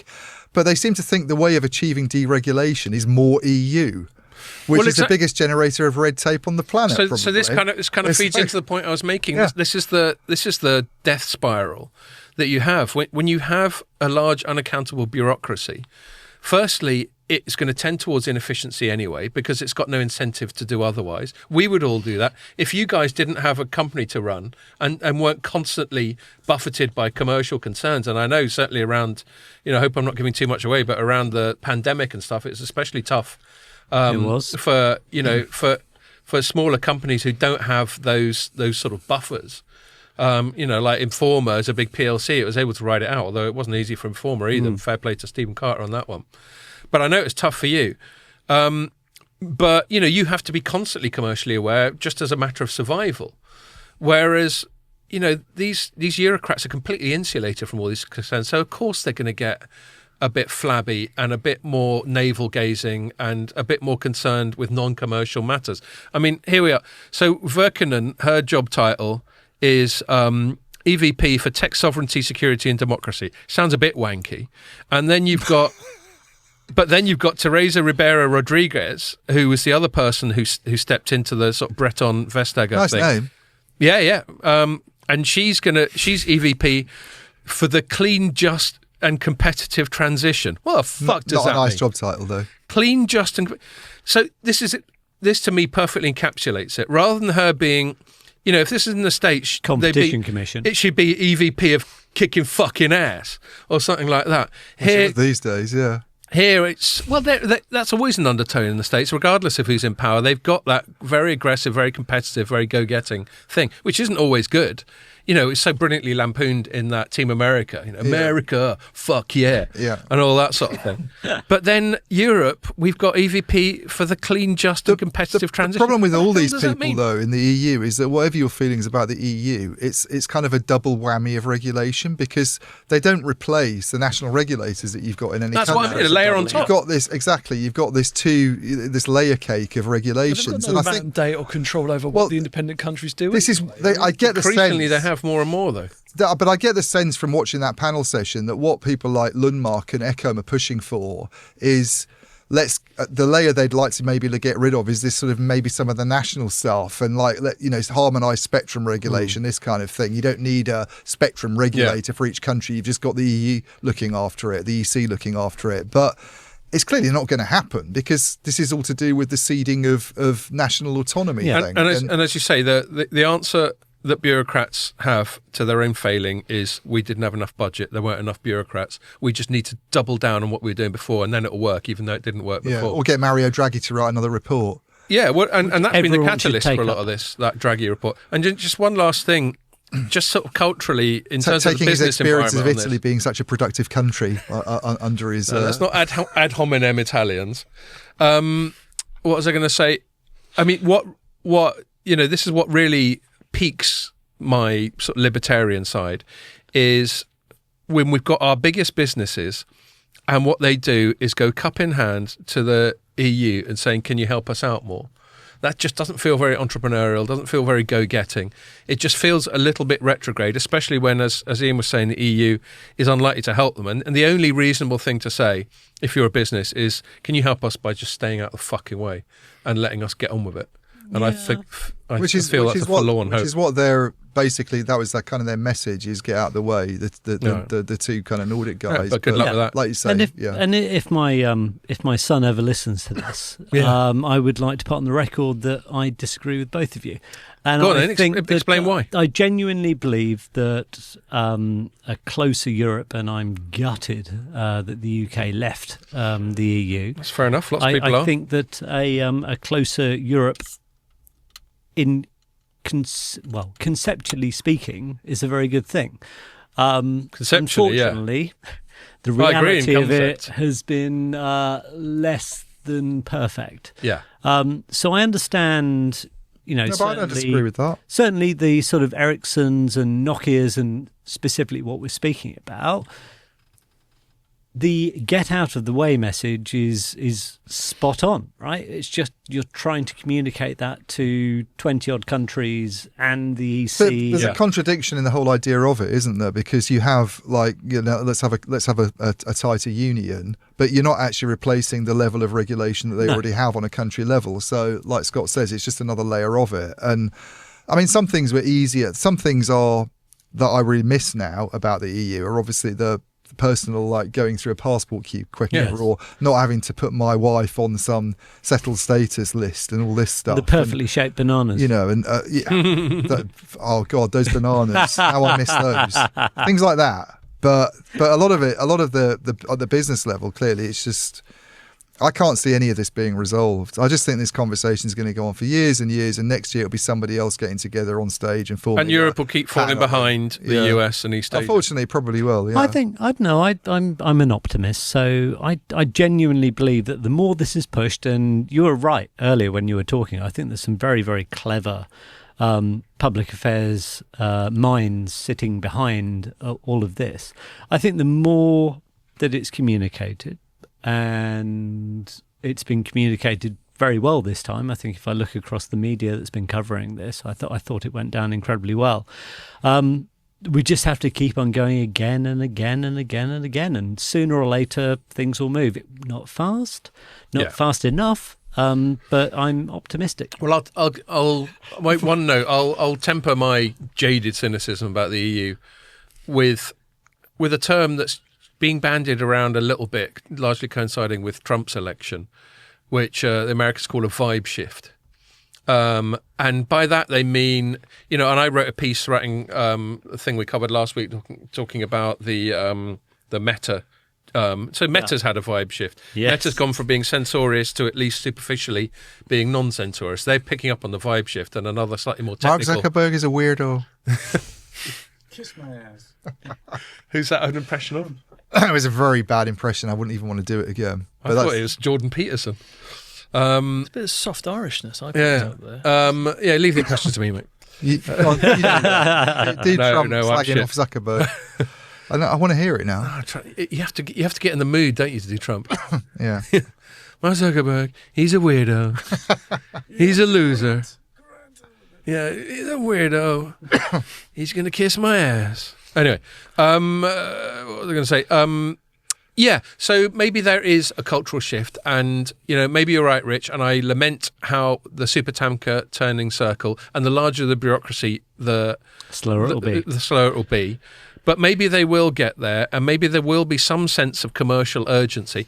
I just get the impression sometimes the EU is sort of anti-commercial in the way it acts. I'm sure it doesn't overtly state it that way. But then, again, that could be the libertarian in me that views a hell of a lot of regulation and that sort of thing as anti-commercial. But, do they really care? They had that Draghi thing, albeit written by an Italian here.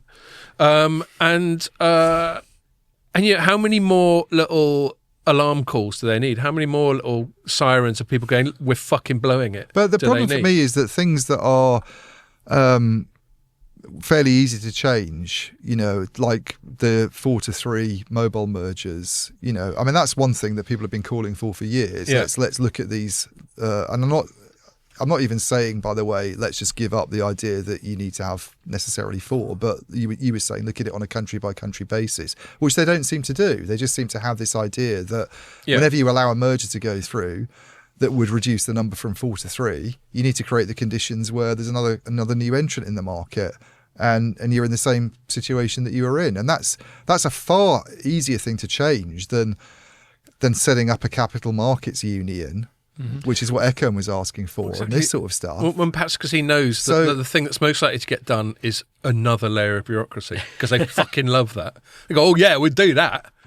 We'd do some more empire building. And that's why I'm not that optimistic, I'm afraid, because I can just, if it's taken them years and years and years to even on a kind of in-country, not really having to sort of change a lot, apart from not have the EC getting in the way on it, if they can't even move on that front, then...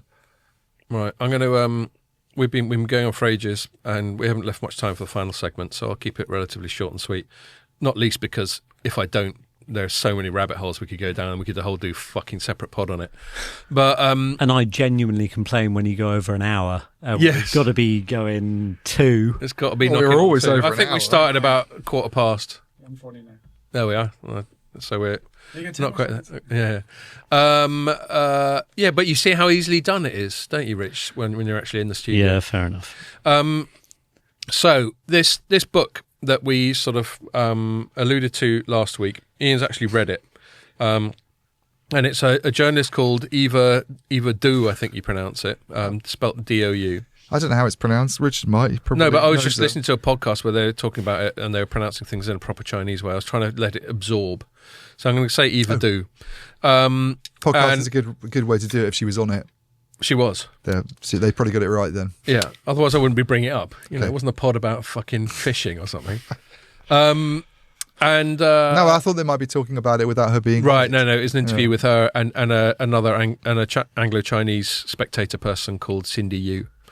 Anyway, it's called House of Huawei, Inside the Secret World of China's Most Powerful Company. Now, you've actually read it, haven't you, Ian? I did. You're a fucking quick reader, mate. I read it on Tuesday. I got it on Tuesday. I read it on Tuesday. You read the whole book in a day? Well, I had to review it, didn't I, for light reading. You got to get on with it if you're going to God, you're a much faster reader than I am. Yeah. I can make books last months. Puts me in the mind. Do you remember Short Circuit and Johnny Five? And you could read the books. Yeah. That's you. He's probably got. You probably got. Well, I find it easier to read than listen to podcasts where someone says something interesting and my mind sort of wanders in one direction for about 15 minutes, That's and then true, you go, hang on a minute, what were they talking about? But you've always got really so now you know how I You're quite a big reader. This one, right? Yeah. No, well, good for you. So anyway, you read it.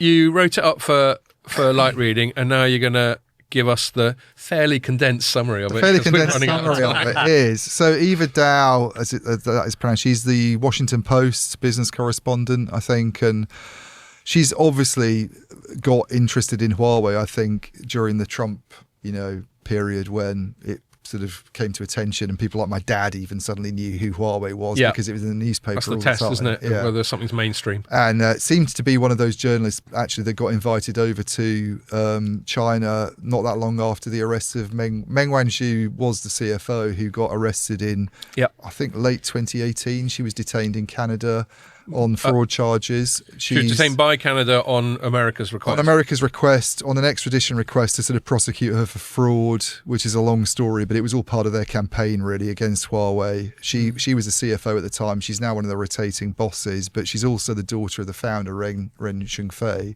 And Eva Du was clearly one of the journalists who got invited over in the weeks afterwards when Huawei went off on this sort of PR campaign to show why it wasn't a villain and to show why the US was wrong. And I think for a while they kind of became a more open company. You know, they were doing press conferences a lot on the phone. People over to Shenzhen and all that. We were on the phone all the time, I think, with them on stuff about the UK swap out. And, you know, I mean, I can't remember who's the guy. And they did UK events. They did UK events. Who was the guy who was there at the time who then went to New Zealand? Ed Brewster. Ed Brewster. I mean, they were very, very visible in a way that they hadn't been up to that point. They were much more... Ed Brewster even went on Newsnight. He was on Newsnight. I admired him so much. He went on and got Paxman, and he handled it. They kind of clearly did a sort of. They obviously thought that the best way to target this is to try and like engage as much as possible, and that included sort of putting the company founder in front of journalists. And she went over there. And that's obviously what's piqued her interest. But she's gone right back into the. Now I don't know. She's described in the book cover as a Detroit she grew up in Detroit, but she has a sort of like Chinese sounding surname, and she looks Asian. So I'm guessing she's got some Chinese roots, and it sounds like she probably sort of has some control of Mandarin, because it sounds like she's been able to sort of go over a lot of Chinese source material, and she'd gone right back into. I mean, the nice thing about the book is it's almost like a biography of Huawei and the company found, like Ren Shengfei, who's often quite a sort of reclusive figure and you don't hear that much about in these days. He's like really central in the book. It even starts off with his father, actually, who was interned during the Cultural Revolution for like having been too close to the nationalists before.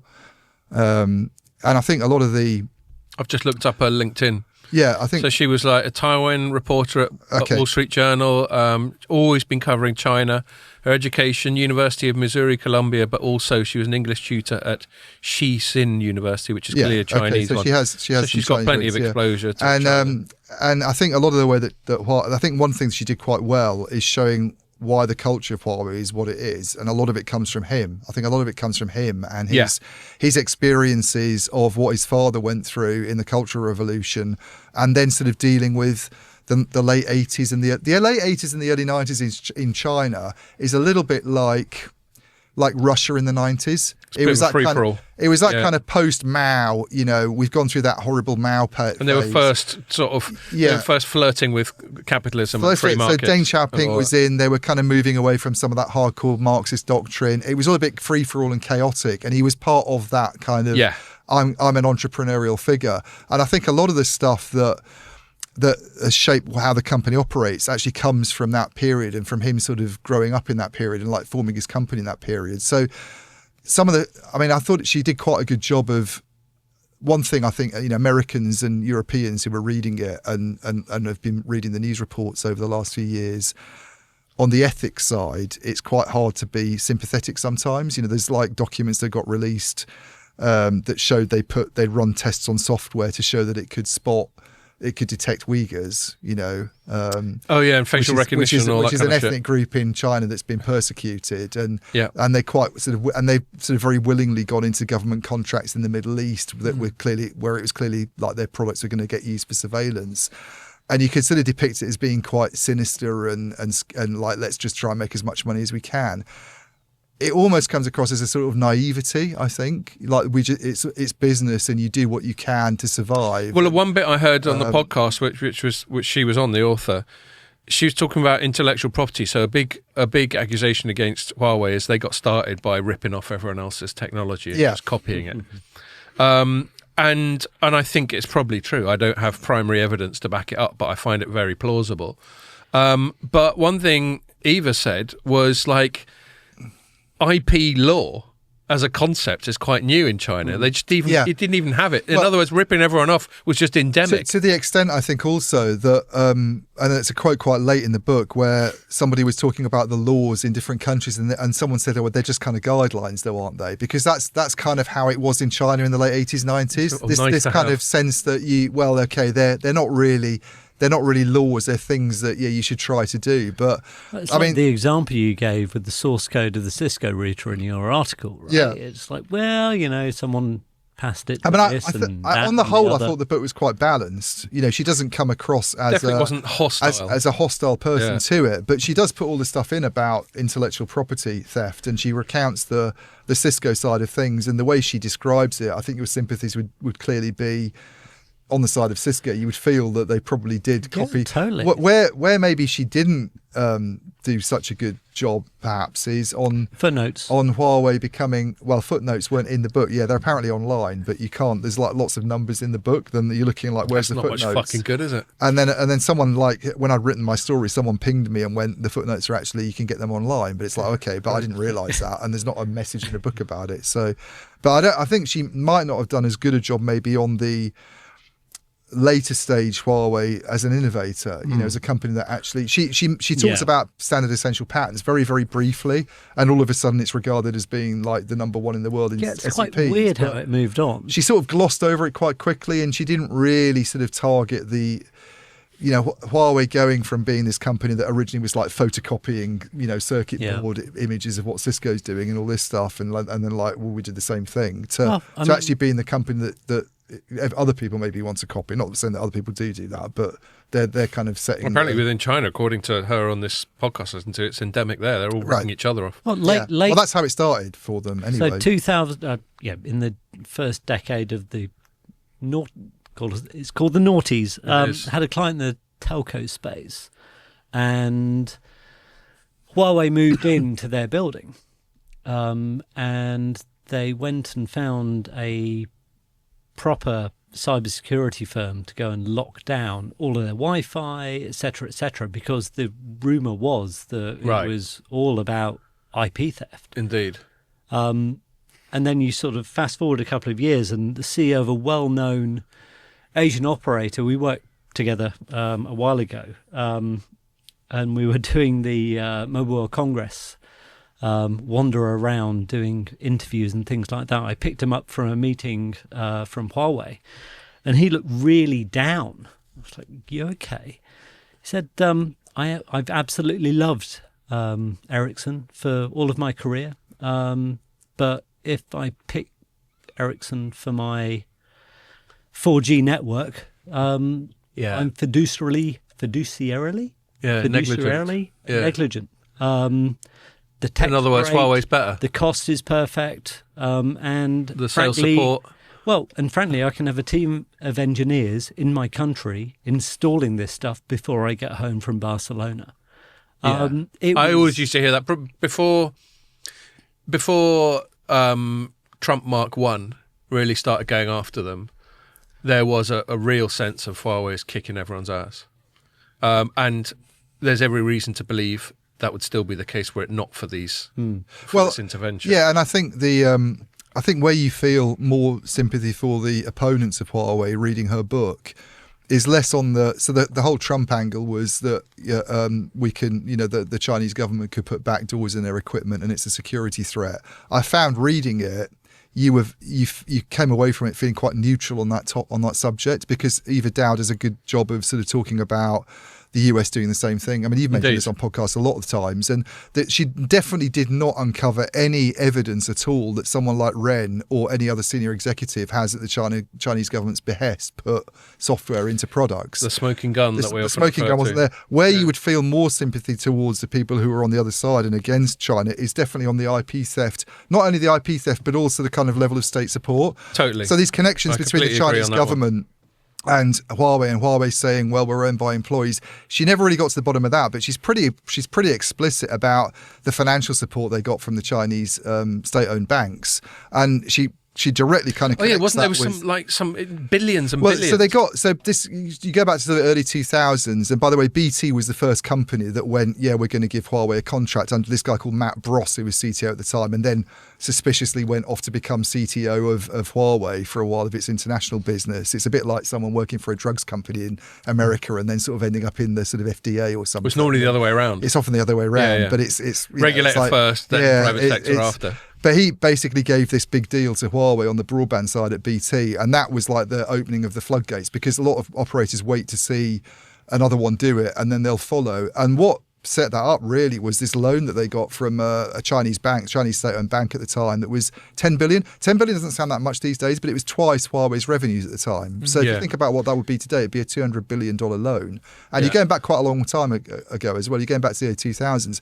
And it was that that led to deals with Orange, Vodafone, a lot of other telcos in the region. Then this started their kind of slow eclipsing of Ericsson and Nokia in that region. And she really kind of draws a direct line between that and companies like Nortel and Marconi then struggling and going out of business eventually because they just couldn't compete on the same level. And she brings she doesn't bring the technology leadership thing into it at that stage, that Huawei was perceived to be better, but she very much dwells on the fact that it was offering prices that those companies couldn't match.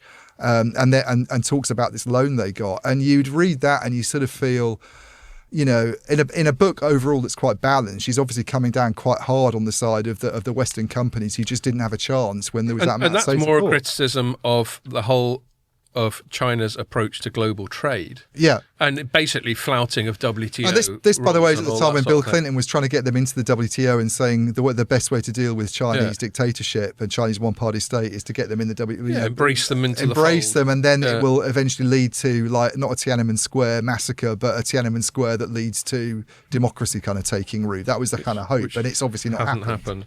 So go ahead. So I was just going to say, it's interesting. I don't know if we can prove whether or not the IP theft happened in the early days of Huawei. There's plenty of anecdotal. You can't prove it. You can't prove it. One thing I do know is that they are all over, the standards of 5 and 6G moving forwards. Yeah. So they've clearly learnt from the establishment in terms of how to look after their interests moving forward. And they love a patent pissing competition, that's for sure. They used to be sending up press releases quite regularly on that. A huge amount of time and effort in the patent stuff. I'm not sure she got to the bottom of it very well. She dwelt on it very briefly, and it was almost.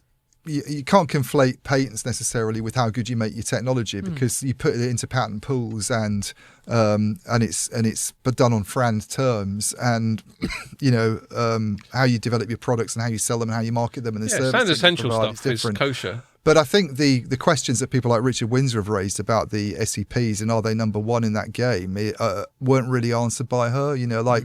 A lot of 5G technology is actually the same underlying technology as 4G. So how did they go from being a laggard in 4G to all of a sudden claiming to be number one in 5G? How you measure these things is never like, no one's really kind of that happy about how the ranking systems are done. Created equal, so there's a lack of a qualitative element to it. What an SEP is, no one really seems to agree on it anyway. They just think it's numbers. So I think the producer's doing this. If it was Michael Barrymore, he'd be like... I'm going to wrap up because we're definitely past 2 hours now, which is normally our limit. And this is the one Richard can't moan about because he's complicit. I know. Anyone who's knocking out 20, 40, 50k, hope you enjoyed it. Oh, you're talking about running. I was wondering when he started talking about knocking out. I was wondering where he was going. Yeah. That's awkward. I was thinking we're not knocking out 50k, Richard. No. I was thinking you don't listen to us when you're knocking out, do you, Richard? Stop it. I'm quite flattered. Yeah. Can we deal with this later in post-production, please? No.